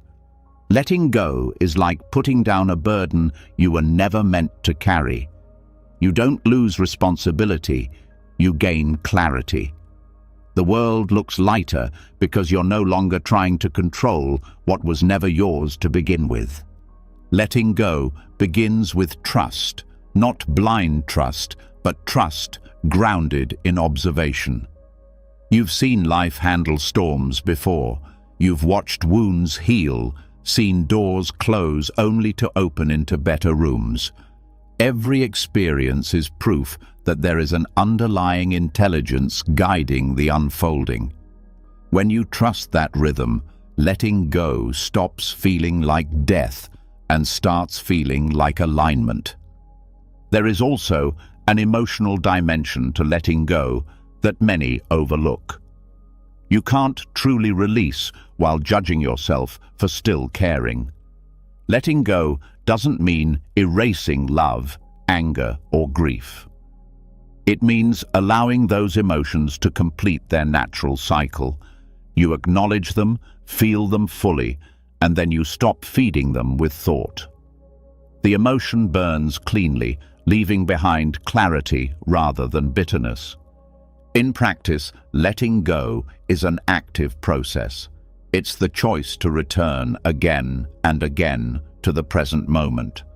Every time your mind reaches for control, replaying the past, fearing the future, you breathe and come back. You remind yourself, this moment is enough. The mind will resist, but repetition turns surrender into a habit. Eventually, letting go becomes your natural posture toward life. People often ask, how do I know if I've truly let go? The answer is peace. When you can think about what once hurt you and feel calm, when you can see uncertainty ahead and feel open instead of tight, when you can lose something and still feel whole, that's letting go. The external may look unchanged, but the internal landscape has transformed. You've moved from control to cooperation. Letting go also transforms ambition. It doesn't kill your drive, it purifies it. You stop chasing success to prove your worth and start pursuing it as an expression of your purpose. Your actions become cleaner, your focus sharper, because you're no longer distracted by anxiety over outcomes. Paradoxically, this detachment makes you more effective. When you're not desperate to win, you perform with ease, and ease attracts success faster than strain ever could. This principle applies to love as well. When you let go in relationships, you stop manipulating, persuading, or demanding reassurance. You start listening. You stop trying to hold the other person in place and begin meeting them where they are. That shift creates true intimacy. Love breathes freely when not confined by fear. Letting go is also the cure for emotional fatigue. Holding on keeps the nervous system in a constant state of tension. The body doesn't know the difference between physical and mental grasping. Both exhaust it. When you release control, the body relaxes and energy returns. The clarity that follows feels like strength reborn, because it's the power you used to waste on resistance, now freed for creation. Surrender, in this sense, is not resignation, but alignment. It is the willingness to say, I trust that what is unfolding has purpose, even if I cannot see it yet. That statement isn't naive. It's pragmatic. Fighting reality never works. Flowing with it always leads somewhere better. Letting go allows reality to move through you without distortion. Giving up stops growth. Letting go initiates it. The tree that releases its leaves each autumn isn't dying, it's making space for new growth. In the same way, letting go of outdated versions of yourself is not self-abandonment. It's renewal. Every identity you outgrow, every role, every belief, was necessary once. But once it limits you, release becomes your evolution. In Buddhism, this release is called vosagga, the act of relinquishing clinging to the self, to possession, to illusion. It is the culmination of wisdom because it frees the mind from bondage. You see that nothing was ever truly yours except your awareness. Everything else, the body, the relationships, the accomplishments, are temporary guests in your field of experience. To let go is to stop confusing the guests for the host. Practically speaking, letting go begins with observation. Notice where you tighten, in the body, in thought, in speech. Tightness always points to attachment. When you identify it, don't shame it. Simply soften. Say to yourself, this doesn't need to be held so tightly. You'll feel the difference immediately. A sense of space, of breath. That space is power returning to you. Letting go is also a discipline of trust in timing. The universe does not operate on human schedules. You may not see results immediately, but that doesn't mean progress isn't happening. Seeds germinate in darkness before they break the surface. Surrendering to timing means allowing unseen work to unfold without panic. Patience, in this light, becomes a form of active faith. This mindset redefines strength. True strength isn't the ability to hold on forever, it's the ability to release gracefully.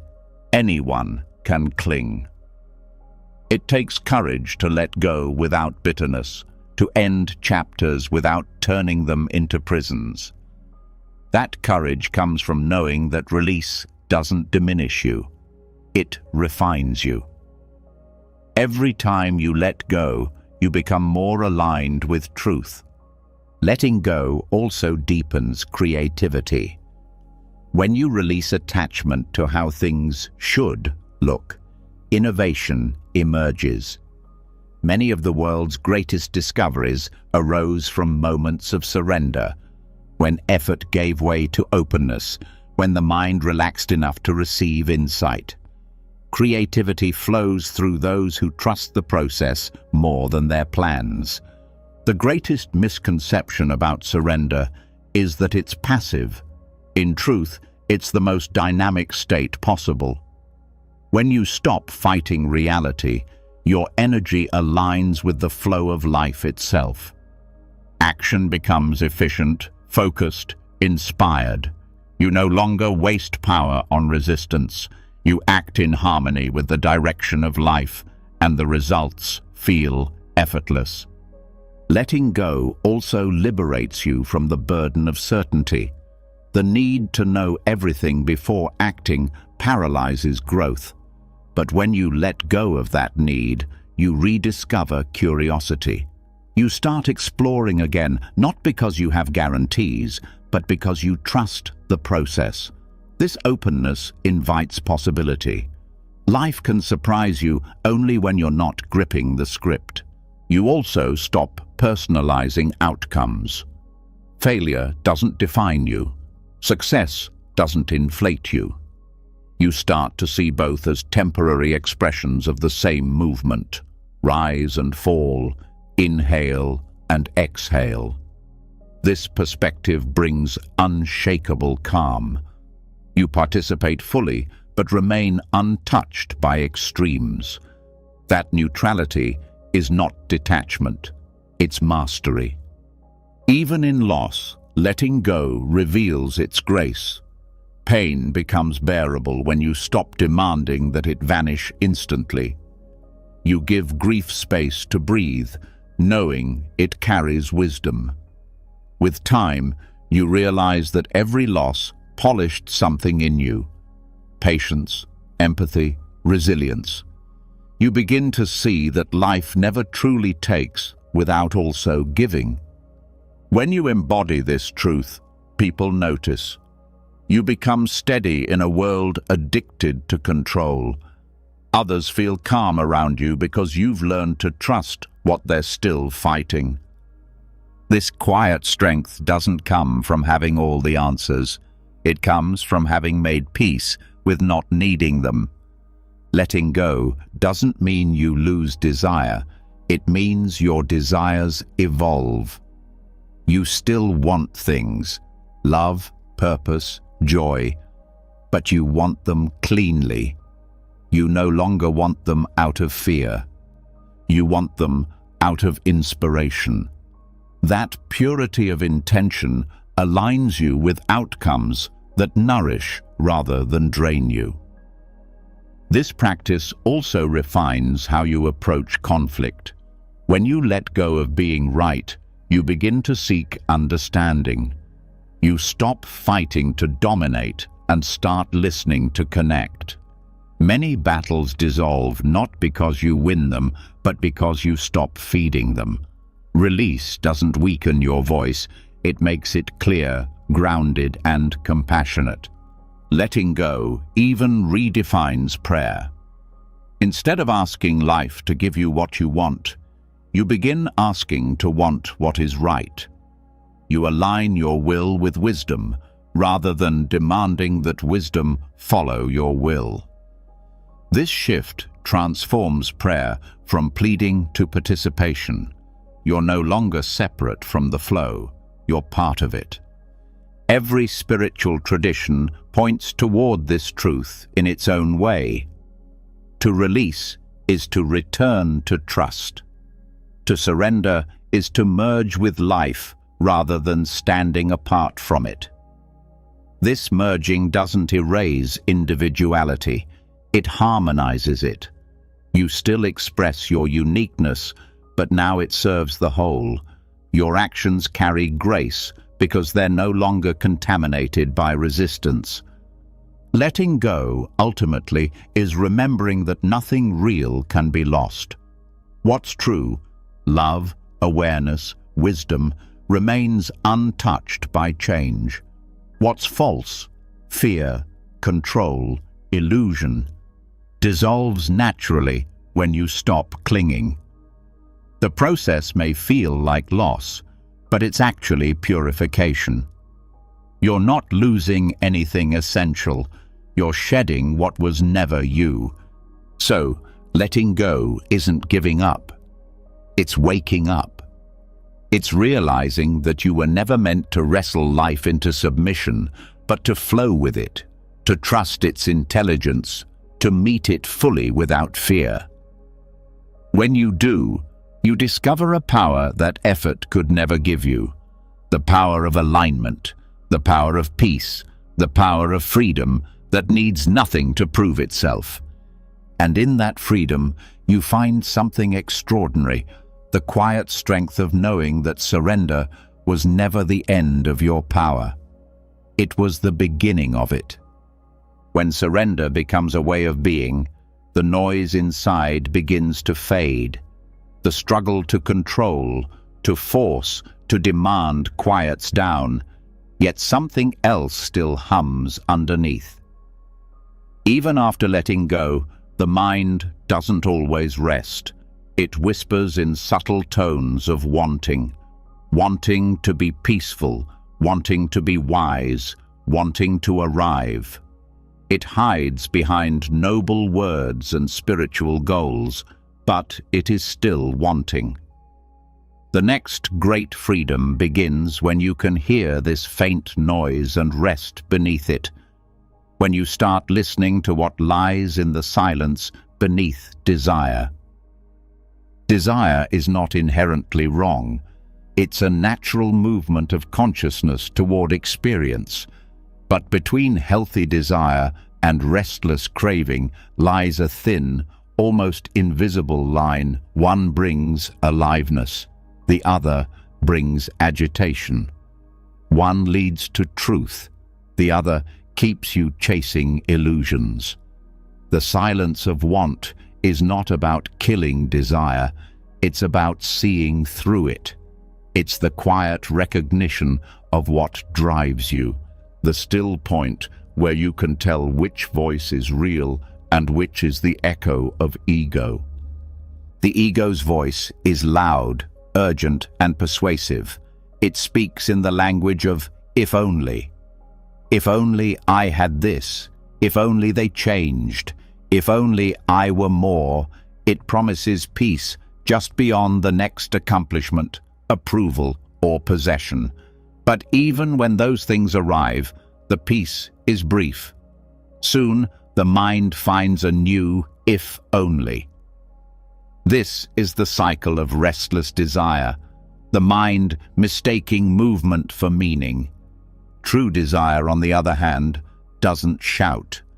It feels like a soft pull toward alignment, not a frantic rush toward satisfaction. It doesn't come from lack, but from love. It doesn't exhaust, it expands. You know it by its aftertaste, calm, not craving. Stillness is how you tell the difference. When you stop moving long enough to listen, false desires lose their power. They collapse without the fuel of attention. The silence beneath desire is not emptiness, it's awareness. It's the space that remains when the noise of wanting subsides. In that space, clarity arises naturally. You begin to see that most desires are echoes of conditioning, patterns absorbed from culture, family, and fear.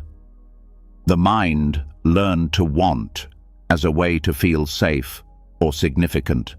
But beneath that programming lies something untouched, a quiet presence that doesn't need to acquire anything to feel complete. This is why the Buddha called craving the root of suffering, not because having dreams or goals is wrong, but because we mistake desire's surface form for its true source. The surface says, "I want this thing." The source says, "I want to return to wholeness."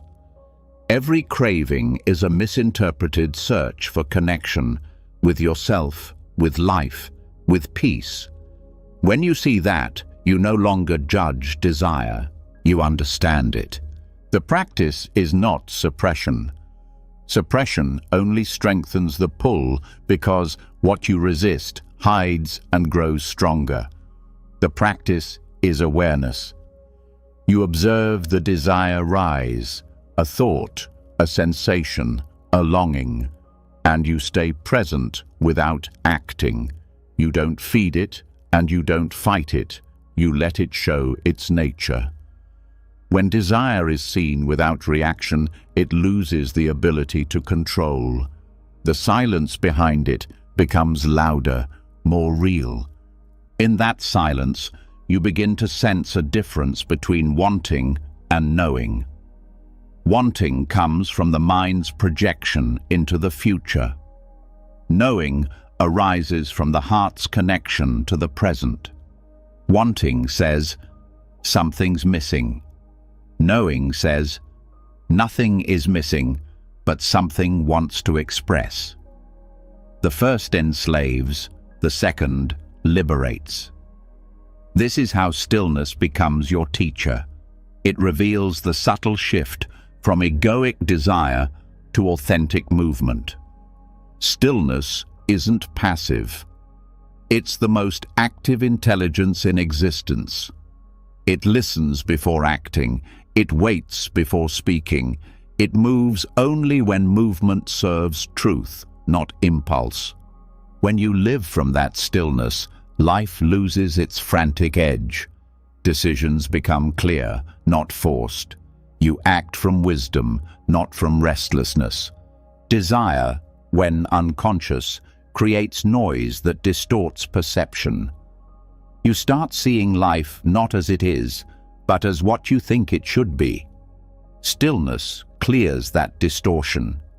It doesn't remove desire, it purifies it. You start to desire things that align with truth, peace, growth, compassion, not because you're trying to be holy, but because noise no longer distracts you. In daily life, you can test this by observing how desires feel in your body. The ego's wants create contraction, tightness in the chest, restlessness in the stomach, tension in the shoulders. True intention feels expansive, open chest, deep breath, relaxed focus. The body never lies. Stillness teaches you to trust its language. Another form of the noise of desire is comparison. The mind constantly measures who's ahead, who's happier, who's more successful. But comparison is the loudest symptom of insecurity. It's the mind shouting, "I am not enough." When you rest in silence, comparison dissolves. You stop looking sideways and start looking inward. You realize that fulfillment doesn't come from being more than others, it comes from being fully yourself. Stillness also exposes spiritual materialism, the ego's attempt to use spirituality as another form of acquisition. You meditate to be enlightened. You practice kindness to get good karma. You seek peace to be seen as wise. The ego will wear any costume if it keeps control. Only silence can strip those costumes away. When you rest deeply enough, Even the desire to be spiritual fades. What remains is simple presence, awake, ordinary, unpretentious. True silence isn't the absence of sound, it's the absence of resistance. You could be in the middle of a city and still feel it. It's the space inside you that doesn't react. When you access that space, you start to notice that peace doesn't depend on circumstances. Noise outside doesn't disturb you because there's quiet within. The silence of want also heals anxiety. Anxiety is the tension between where you are and where your desire insists you should be. The more intense the craving, the wider the gap and the louder the noise. When you let go of the need to constantly arrive, the gap closes. You begin to relax into being. From that stillness, right action flows effortlessly. Not because you plan it, but because clarity naturally gives birth to movement. In this silence, you also rediscover contentment. Contentment doesn't mean you have everything, it means you appreciate everything as it is. When the mind stops shouting for more, gratitude begins to speak. You realize how much peace was hidden beneath wanting, how much joy was missed while chasing what you thought you lacked. Contentment is not stagnation, it's sufficiency. It's knowing you are complete while still growing. The ego fears silence because silence exposes its illusion. The ego thrives on noise. It defines itself through thought, desire, and identity. When you sit still long enough, you notice that the I who wants so much cannot be found. The more you look for it, the more it dissolves. What remains is awareness, pure, vast, and quiet. That awareness is not empty, it's full of life. This is the secret. The quieter you become, the more guidance you receive. When the noise of wanting subsides, intuition becomes clear. The next step, the right word, the needed action, all arise effortlessly. You no longer chase answers, they find you. The mind doesn't have to think so hard because the heart starts to know. Silence teaches discernment. It helps you recognize when you're acting from alignment or from reaction. Reaction feels urgent. Alignment feels peaceful. Reaction wants immediate relief. Alignment waits for right timing.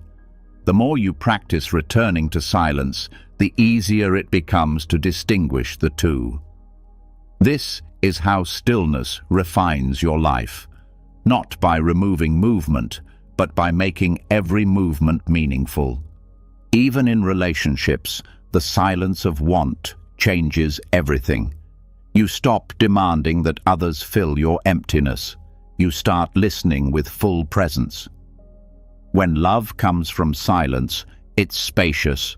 It gives rather than grasps. Communication becomes clearer because you're not talking to be heard. You're speaking to connect. In moments of solitude, silence reveals its deeper gift, self-intimacy. You meet yourself without distraction. You face the raw edges of emotion, the hidden fears, the unresolved longings. At first, it's uncomfortable. The noise of desire often covers pain, but when you allow silence to hold you, pain transforms. It becomes understanding. You realize that what you were really seeking all along was this, the stillness that never leaves, the peace that doesn't depend on conditions.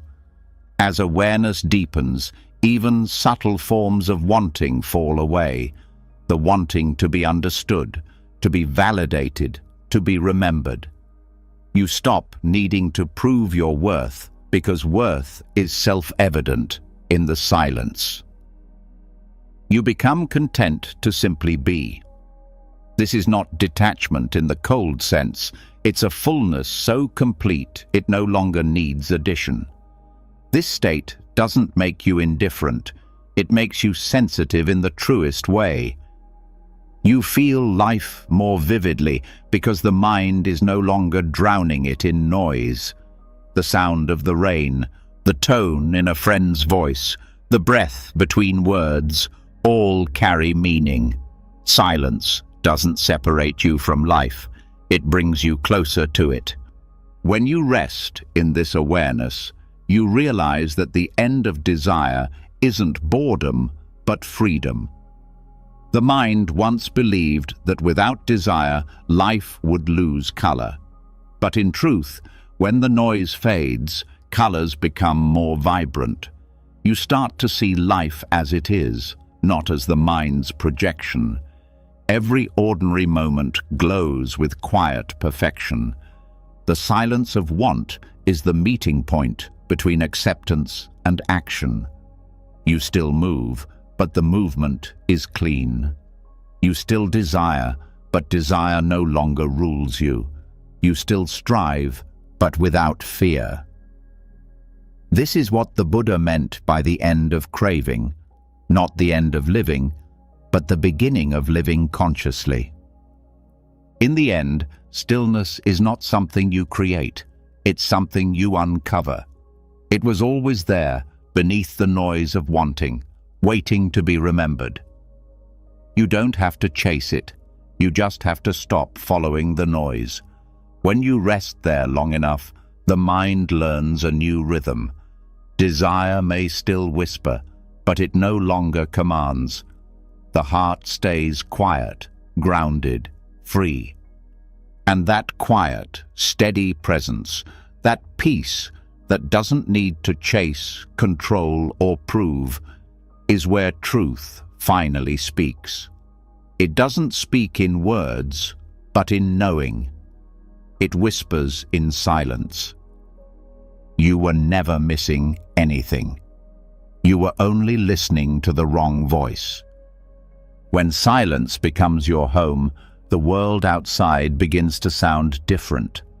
You start noticing how much noise has nothing to do with life itself, but with distraction, notifications, opinions, headlines, endless comparisons. The peace you discovered within now faces its greatest test. A world that profits from your attention. In the age of digital noise, detachment is no longer only a spiritual practice. It's an act of rebellion. To stay awake, calm, and grounded in a society built to scatter your focus is one of the most radical things you can do. Mindful detachment in modern chaos is not about rejecting technology or isolating from the world. It's about learning to live in the center of noise without losing the quiet inside. The same tools that fragment attention can also be used consciously if awareness guides them. But awareness must come first. The challenge of this era is not lack of information. It's the loss of space between thoughts. The modern mind rarely rests, constantly jumping from one stimulation to the next, mistaking movement for meaning. The first step in practicing detachment today is to recognize how much attention has become a currency. Every click, scroll, and view is a transaction. Companies compete for it, algorithms manipulate it, and we trade it unconsciously. When you understand that attention is your most valuable possession, mindfulness stops being optional. It becomes essential. You begin to ask, who is spending my attention and what am I receiving in return? Awareness of this question itself slows the unconscious habit of digital consumption. Modern detachment doesn't mean deleting everything and disappearing. It means using tools instead of being used by them. The phone, the feed, the platform, they're neutral. It's our relationship with them that matters. The goal is not abstinence, but mastery.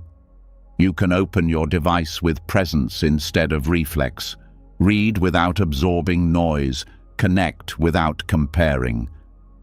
This is the heart of mindful engagement, to be in the world but not owned by it. Comparison is the quiet thief of peace in the digital age. Social media amplifies the illusion that everyone else's life is more complete than yours. But what you see online is not life, it's a performance. The mind forgets this and begins to crave validation, approval, recognition, all substitutes for the silence you once knew. Detachment breaks this cycle by returning you to direct experience. Instead of measuring worth through images and metrics, you begin to feel value through presence, in your breath, your relationships, your own small acts of meaning. A key practice here is digital mindfulness, the art of being aware before, during, and after interaction. Before you open a screen, pause and ask why. Is it habit, boredom, or purpose? During use, stay conscious of sensations. Is your body tense, your breathing shallow? Afterward, observe the residue. Do you feel inspired or drained? This kind of self-observation turns technology from master to mirror. You start seeing your inner patterns reflected in your online habits. Detachment also requires boundaries. Just as ancient monks built walls, not to escape the world, but to preserve attention, you must create digital boundaries to protect your peace. Schedule time for silence.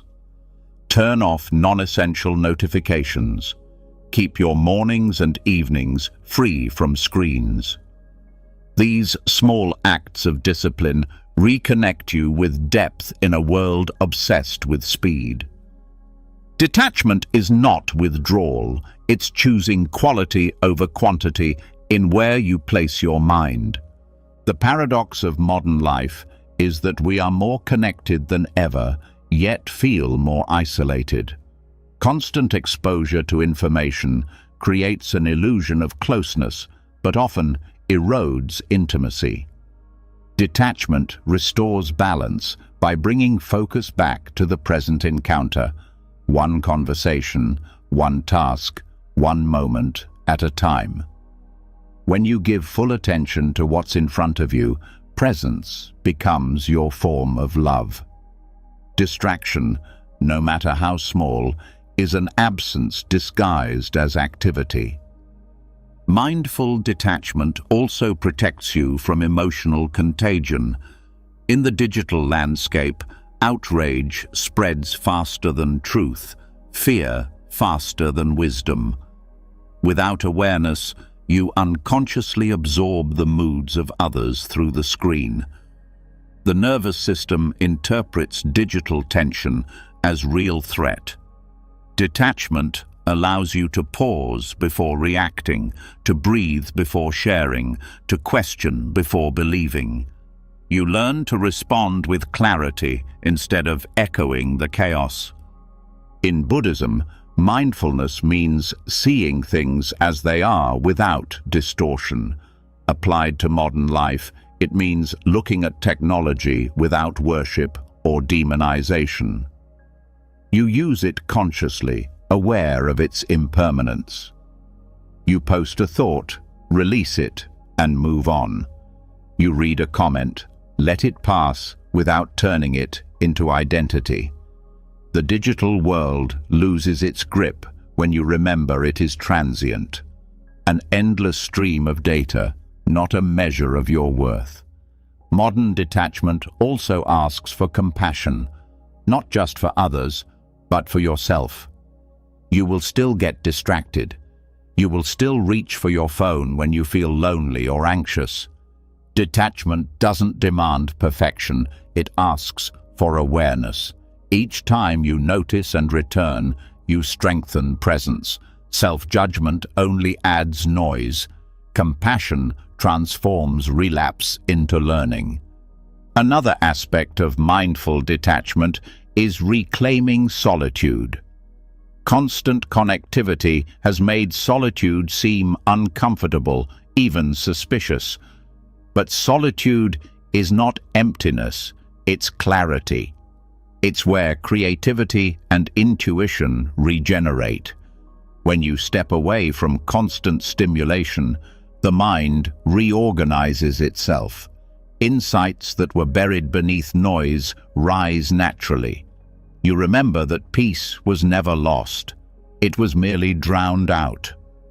The rhythm of technology encourages speed, but awareness grows through slowness.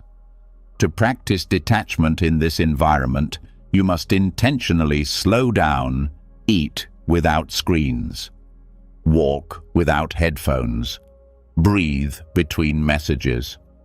The more you create pauses, the more spacious your mind becomes. Stillness returns not through isolation, but through intentional pacing.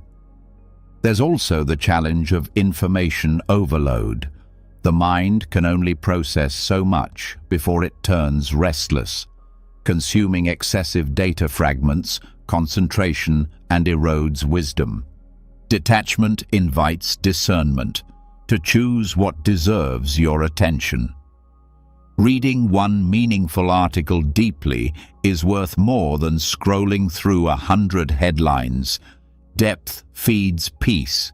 Shallowness feeds noise. In relationships, mindful detachment becomes the art of presence without projection. The digital age encourages performance, showing what we think others expect. But real connection happens when pretense drops. Detachment helps you meet others as they are, without needing to shape them or be shaped by them. You listen fully, not to reply, but to understand. Such listening requires stillness, the same stillness you cultivated in silence. Comparison not only distorts relationships, but also undermines self-trust. You start doubting your path because it doesn't match someone else's highlight reel. Detachment restores self-trust by reconnecting you to your own rhythm. You stop asking whether you are ahead or behind and start asking whether you are true to yourself. Progress becomes inner alignment, not external applause. Mindful detachment is not about disconnection, it's about conscious connection. When you interact with awareness, even simple digital moments can become mindful acts. Writing a message with kindness, sharing knowledge with sincerity, pausing before reacting to negativity. These are forms of digital compassion. You're no longer a consumer of noise, but a transmitter of calm. There's deep freedom in realizing that you don't need to respond to everything. The pressure to comment, post, or participate in every trend stems from fear of invisibility. Detachment frees you from that fear. You discover the quiet power of restraint, the ability to engage only when it aligns with clarity. Not everything deserves your voice, and silence often speaks louder than reaction. To cultivate this, practice digital fasting, intentional breaks from screens, not as punishment, but as nourishment.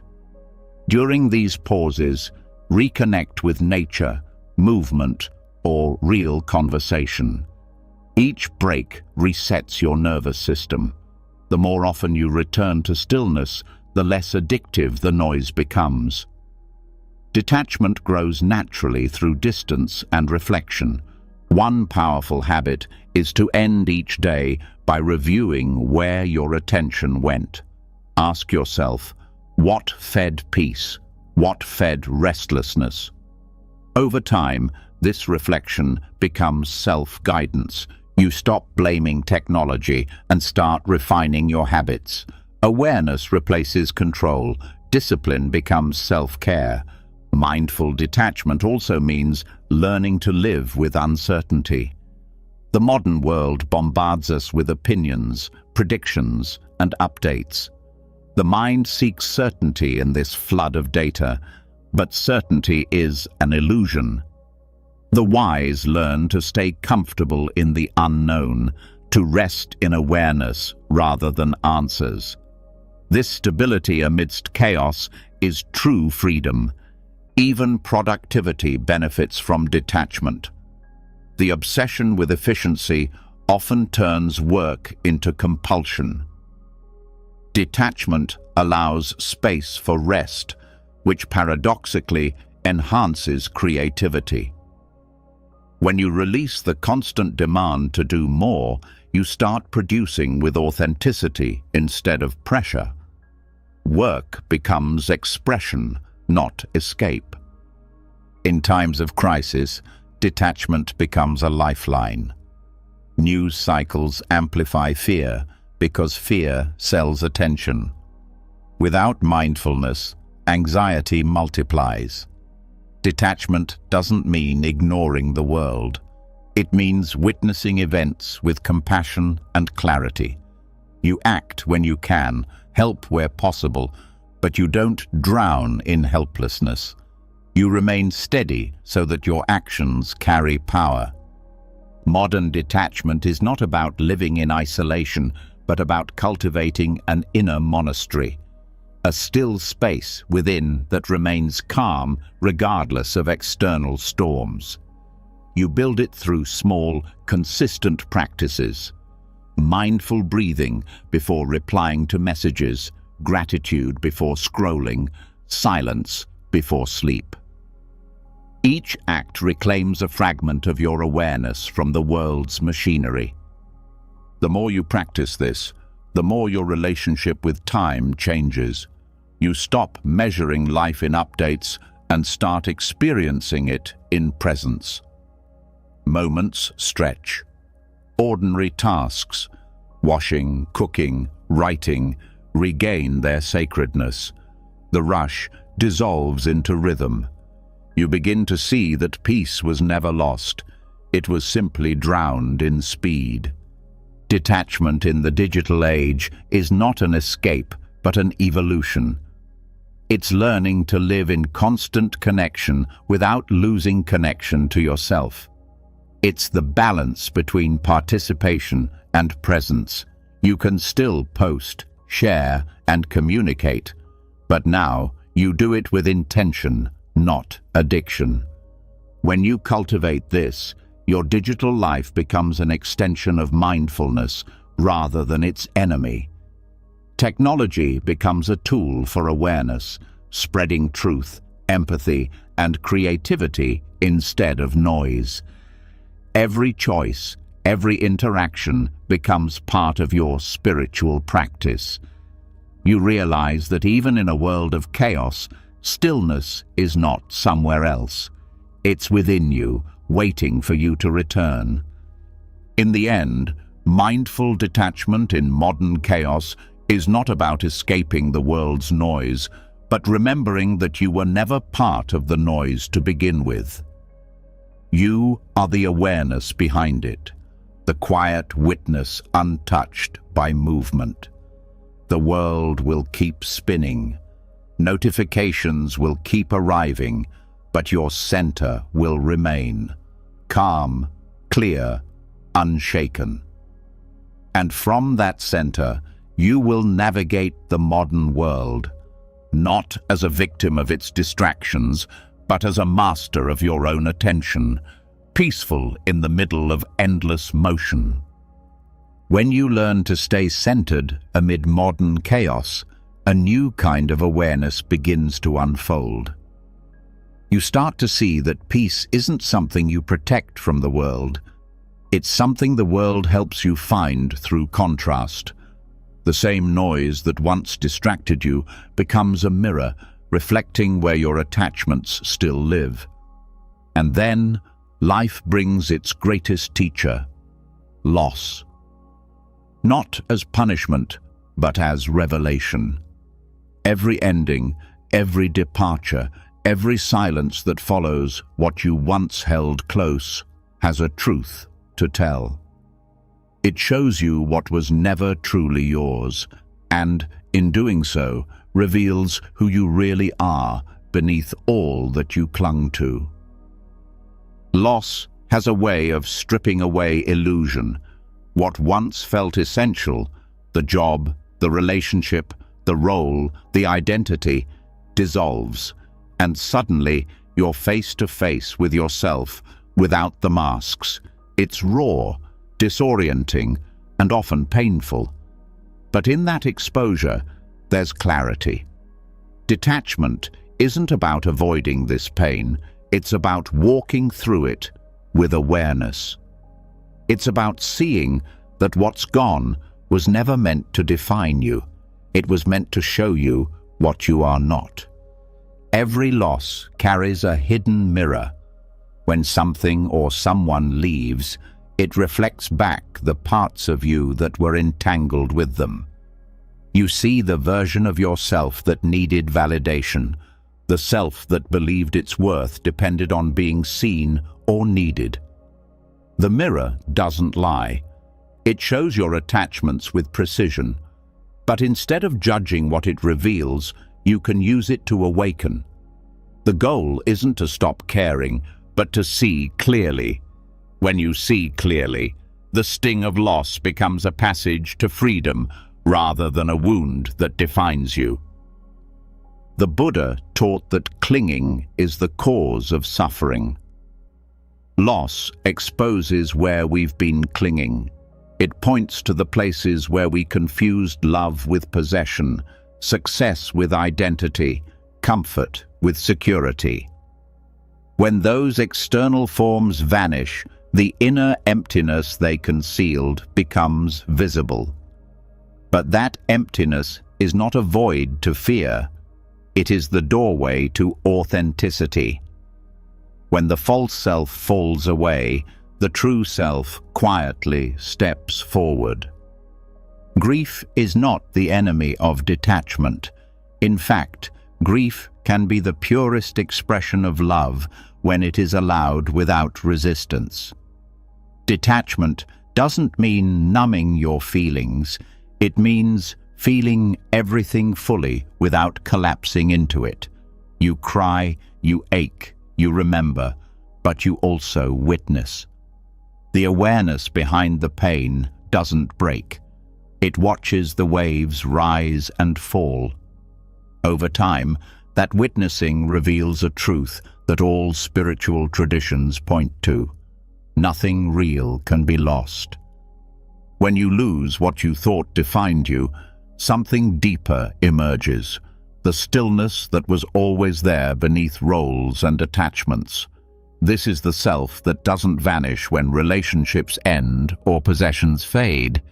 It is untouched by change because it isn't built on anything external.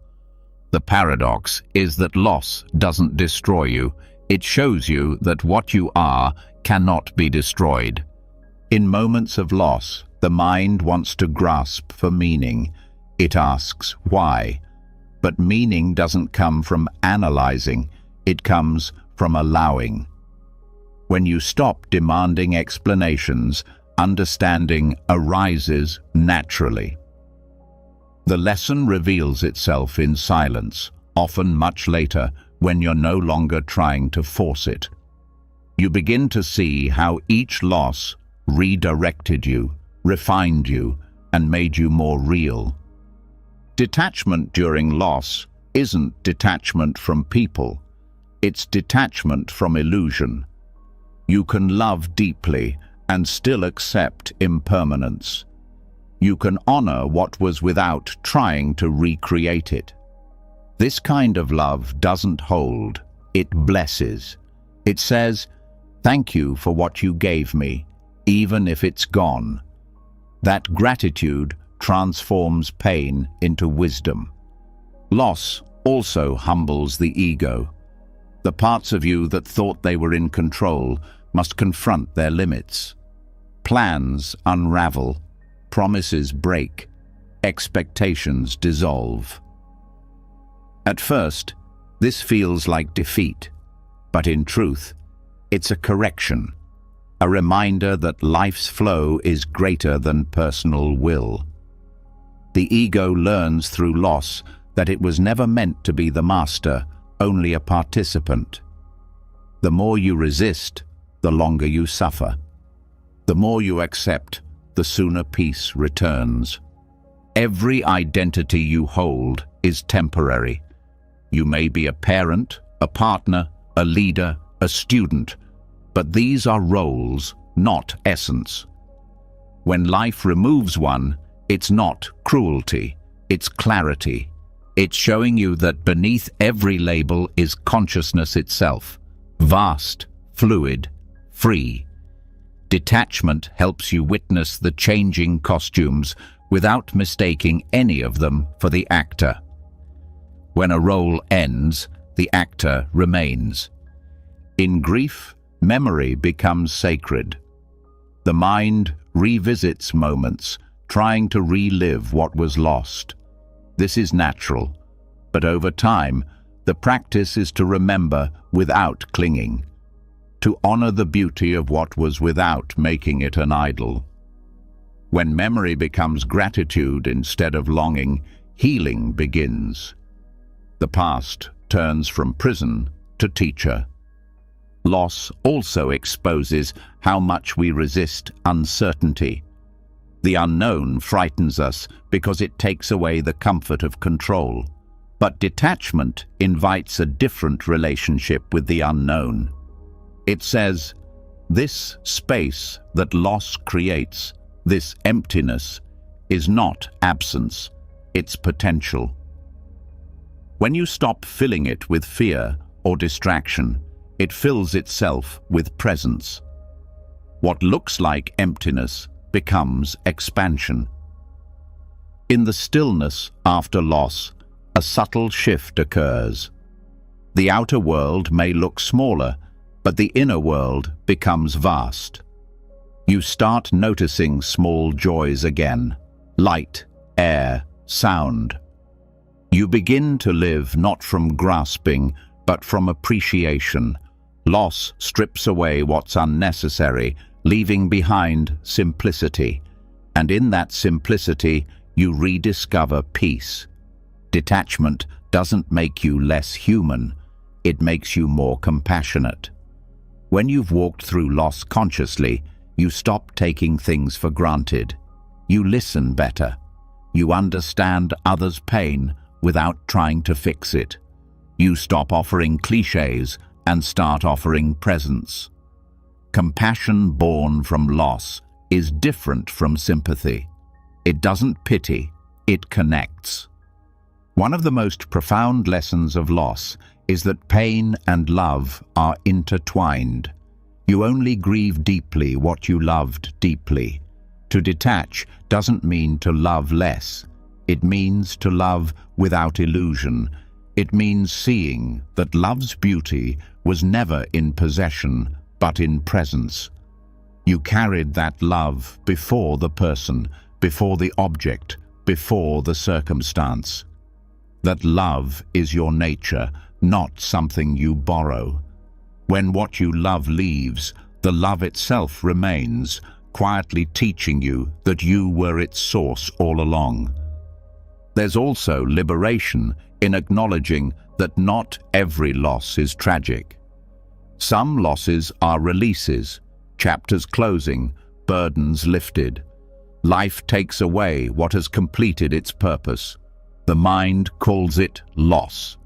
The soul calls it evolution. Detachment helps you recognize when it's time to stop clinging to the familiar and allow something new to unfold. Sometimes the pain isn't from the loss itself, but from resistance to it. The more you fight what is gone, the more you freeze time. But time only moves one way: forward. Detachment allows you to flow with time instead of battling it. You don't have to rush healing, you just have to stop standing still in resentment. Every step forward, no matter how small, is grace. Loss also reveals hidden strength. You discover capacities you didn't know existed: resilience, patience, clarity. The parts of you that only awaken through pressure begin to shine. When the external crumbles, your inner foundation strengthens. What you once feared you couldn't live without becomes proof that you can. Loss becomes transformation by necessity. The mirror of loss shows that the world is not yours to keep, but it is yours to experience fully. Detachment allows you to engage deeply while staying free. You love, you create, you commit, but you also bow when it's time to release. This rhythm of holding and releasing is the essence of maturity. It's how the soul learns grace. In Buddhist teachings, everything is marked by impermanence. The flower blooms and fades, the tide rises and falls, the body grows and decays. Understanding this doesn't make you cold, it makes you wise. It prepares you to love without fear, to lose without despair, and to start again without hesitation. Detachment turns impermanence from a threat into a teacher. When something leaves, you also learn the value of what remains. The people still beside you, the breath still moving through you, the awareness still observing it all. These are not small things. Gratitude grows naturally when you stop measuring life by what's missing and start recognizing what endures. Presence after loss becomes a form of devotion. Over time, you realize that loss is not an interruption to life. It is life. The cycle of gain and loss, meeting and parting, is the pulse of existence itself. To resist that rhythm is to suffer. To move with it is to awaken. Detachment teaches you how to move with it gracefully, consciously, and without closing your heart. What you call loss is often life's way of revealing truth. It removes illusions, clears attachments, and points you back to what cannot be taken: awareness itself. That awareness is your real identity. It is not the story of what happened to you, but the space in which it happened. When you live from that awareness, loss doesn't end your peace. It deepens it. In the end, detachment in the face of loss isn't about forgetting what was. It's about remembering who you are. The person who could love, grieve, endure, and still stay awake. That's the real you. Every loss, no matter how painful, is a mirror that shows you this truth. The reflection may break your heart, but it also frees your soul. And once you've seen yourself clearly through that mirror, you no longer fear what can leave, because you finally know what can never be lost. When you finally understand that nothing real can be lost, something profound begins to shift within you. The tightness that once defined your relationship with life, the constant trying, clinging, controlling, starts to loosen. You realize that your purpose is not to hold everything together, but to stay open enough to let things align on their own. In that openness, a strange kind of magic appears. Not the fantasy of control, but the quiet intelligence of connection. What many call coincidence is simply the natural rhythm of the universe responding to your clarity. This is the flow of synchronicity. Synchronicity is not luck or superstition. It's a reflection of inner alignment. When the mind stops struggling and the heart relaxes, life begins to coordinate itself around that peace. Detachment doesn't make you passive. It makes you available. You're no longer blocking possibilities with anxiety or interference. You start meeting people, ideas, and opportunities at the exact moment they are needed.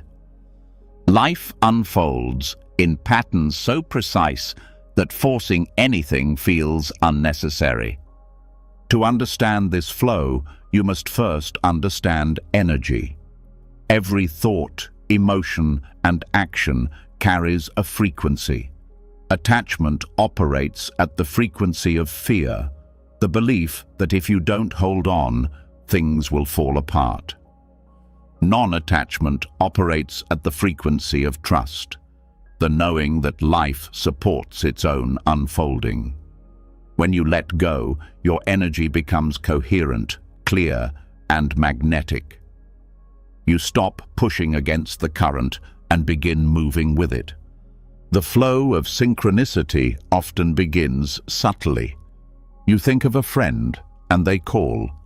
You take a wrong turn, and it leads to the exact place you needed to be. You follow an intuitive nudge, and the right opportunity appears. None of it is random. It's the universe rearranging itself in response to your alignment. This doesn't mean you control outcomes. It means you cooperate with the intelligence that does. Attachment interrupts this flow. When you fixate on a specific result, you narrow your field of awareness. You miss signs and opportunities that don't match your expectations. You push energy into resistance, and resistance blocks movement. Non-attachment, by contrast, keeps your field open.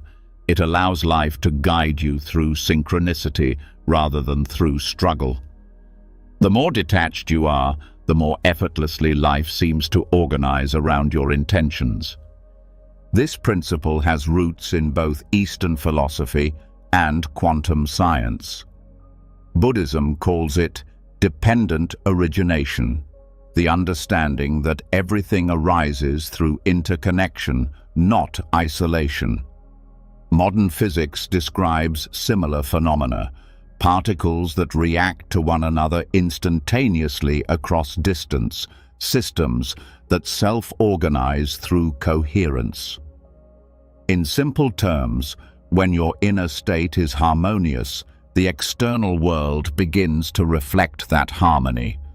What you call coincidence is simply correspondence, the outer echo of inner order. Living in alignment with synchronicity requires sensitivity. It's not about waiting passively for miracles, but about learning to notice subtle cues.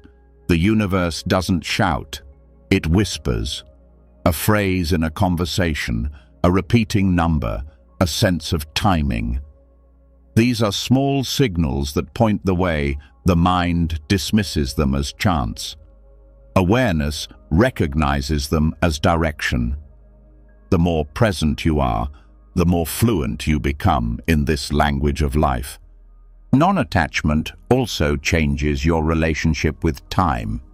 Attachment lives in impatience, the belief that things must happen now or they're lost forever, but synchronicity follows its own rhythm. When you let go of urgency, events begin to align with perfect timing. The delay you once cursed often turns out to be protection, preparing conditions for something better. You stop measuring time by minutes and start feeling it as movement, an unfolding rather than a schedule. Letting go also quiets the ego's need for control. The ego thrives on planning, predicting, and managing outcomes. But the universe operates on a far larger intelligence than the human mind can grasp. Non-attachment is an act of humility, a recognition that life knows more than you do. You don't stop making plans, you simply hold them lightly. You act, but you leave space for surprise. This balance of intention and surrender is the gateway to synchronicity.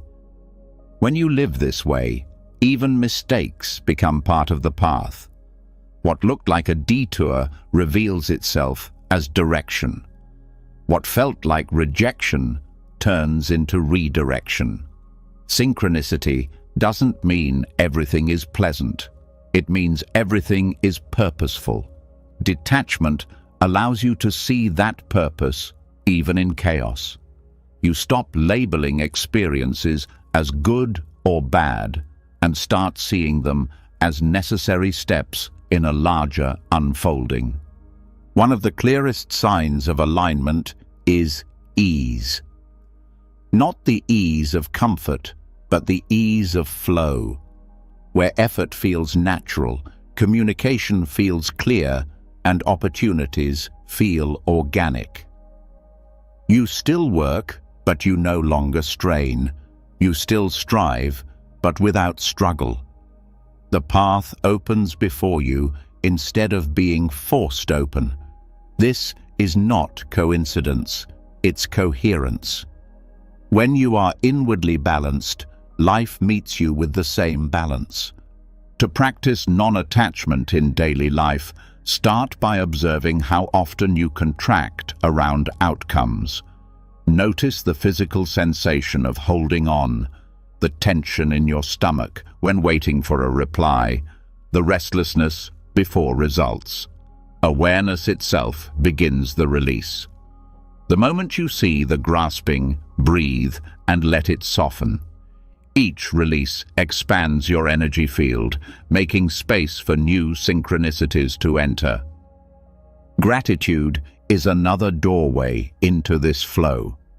When you appreciate what is, you align with abundance. Gratitude tells life, I trust your timing. That trust dissolves resistance, and resistance is what blocks connection.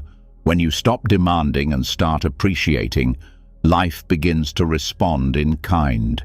You meet generosity with generosity, flow with flow. Synchronicity is simply gratitude mirrored by the universe. Intuition also grows stronger through non-attachment. When your mind is quiet and your emotions are steady, inner guidance becomes clear. You start recognizing subtle impulses that lead to right action. These nudges often defy logic, but prove correct in hindsight. The ego calls it coincidence. The heart calls it knowing. Trusting these moments builds confidence in life's intelligence, reinforcing the loop of synchronicity. There's a rhythm to the universe that becomes audible only when you stop forcing. Every person, event, and circumstance has its timing. Non-attachment teaches patience, not waiting with frustration, but resting in readiness. You stop pushing for doors to open and focus on preparing yourself to walk through them when they do. Preparation is your role.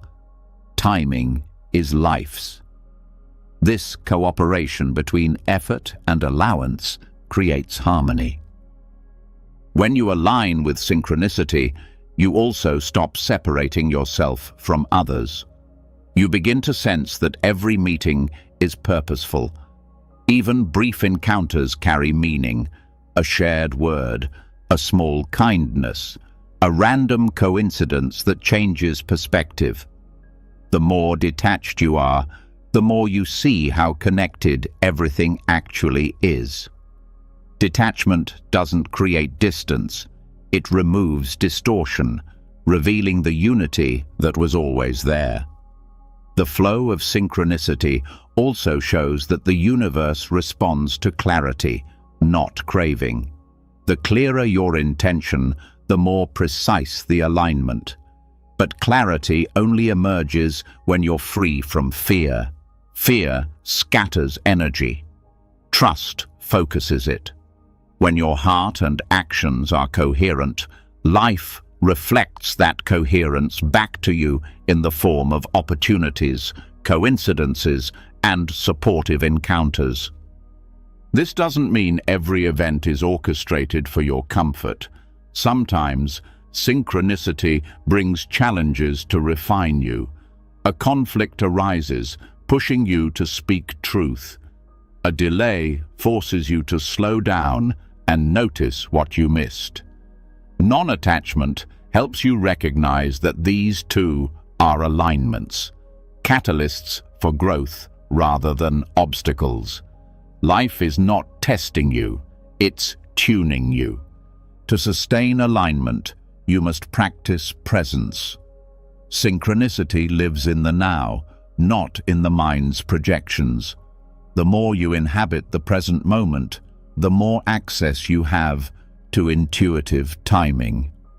You start catching the subtle invitations life offers, the feeling to call someone, the impulse to take a different route, the inspiration to begin a project.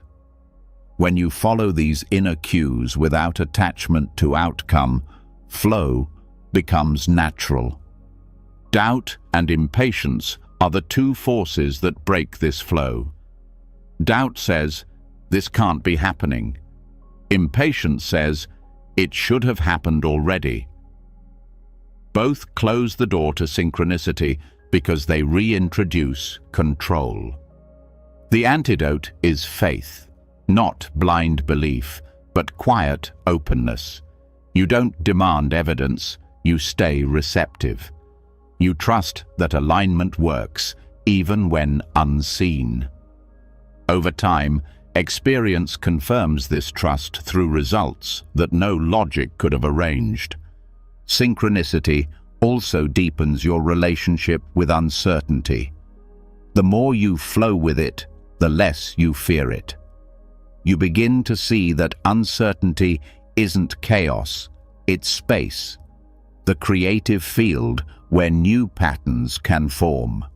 Attachment tries to fill that space prematurely. Detachment allows it to unfold naturally. This willingness to not know is what keeps you aligned with infinite possibility. One of the most powerful realizations in this practice is that the universe doesn't reward control, it rewards alignment. Control is effort without trust. Alignment is effort with awareness. You can still have goals, but you hold them loosely. You let the universe handle the choreography. The results often exceed what you could have imagined because they arise from a level of intelligence beyond your planning. As you deepen in this flow, you start to notice beauty everywhere, not just in grand moments, but in small synchronicities. A conversation that answers a question you hadn't asked aloud. A book that appears at the exact time you needed its message.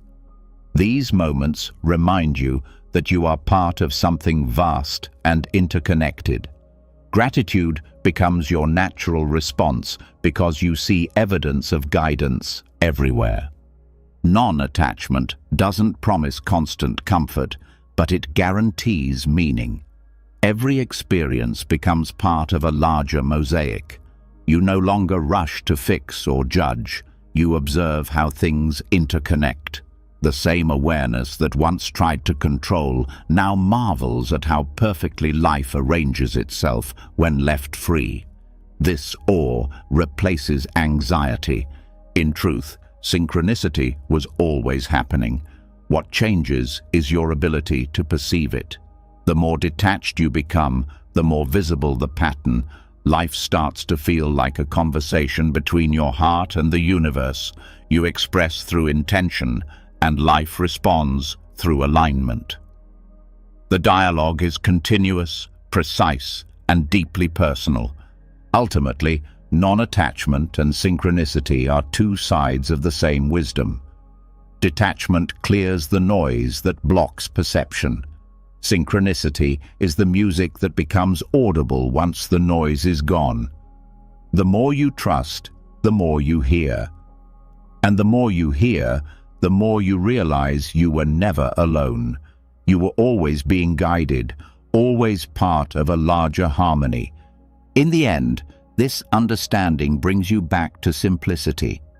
You stop chasing signs and start living as one. You don't wait for the universe to prove itself. You embody its rhythm through your calm, your openness, your trust. Life meets you in that space, not with chaos, but with coherence.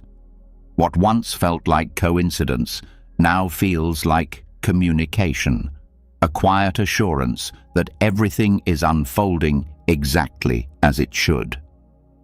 After walking through every layer of detachment, from letting go of control to loving without ownership, from facing loss with grace to moving with synchronicity, one truth becomes unmistakable.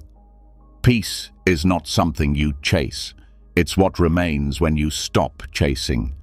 Detachment isn't about withdrawal or coldness. It's about trust. Trust that life unfolds with precision, that what is meant for you cannot be taken, and what leaves was never yours to hold forever.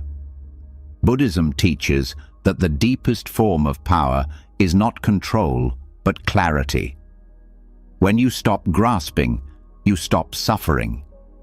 When you stop forcing, you start flowing. And in that flow, everything that truly belongs to you finds its way back, not through struggle, but through natural alignment. So, as you step away from this reflection, carry one lesson in your heart. Peace is not the absence of desire, it's the absence of attachment. Live fully, love freely, act sincerely, and release everything else to the rhythm of the universe. If this journey spoke to you, share your thoughts below. What part of detachment resonates most with your life right now? Your words might be exactly what someone else needs to read today. And if you want to keep walking this path of wisdom, reflection, and self-mastery, make sure to subscribe and turn on notifications, because the next insight might just be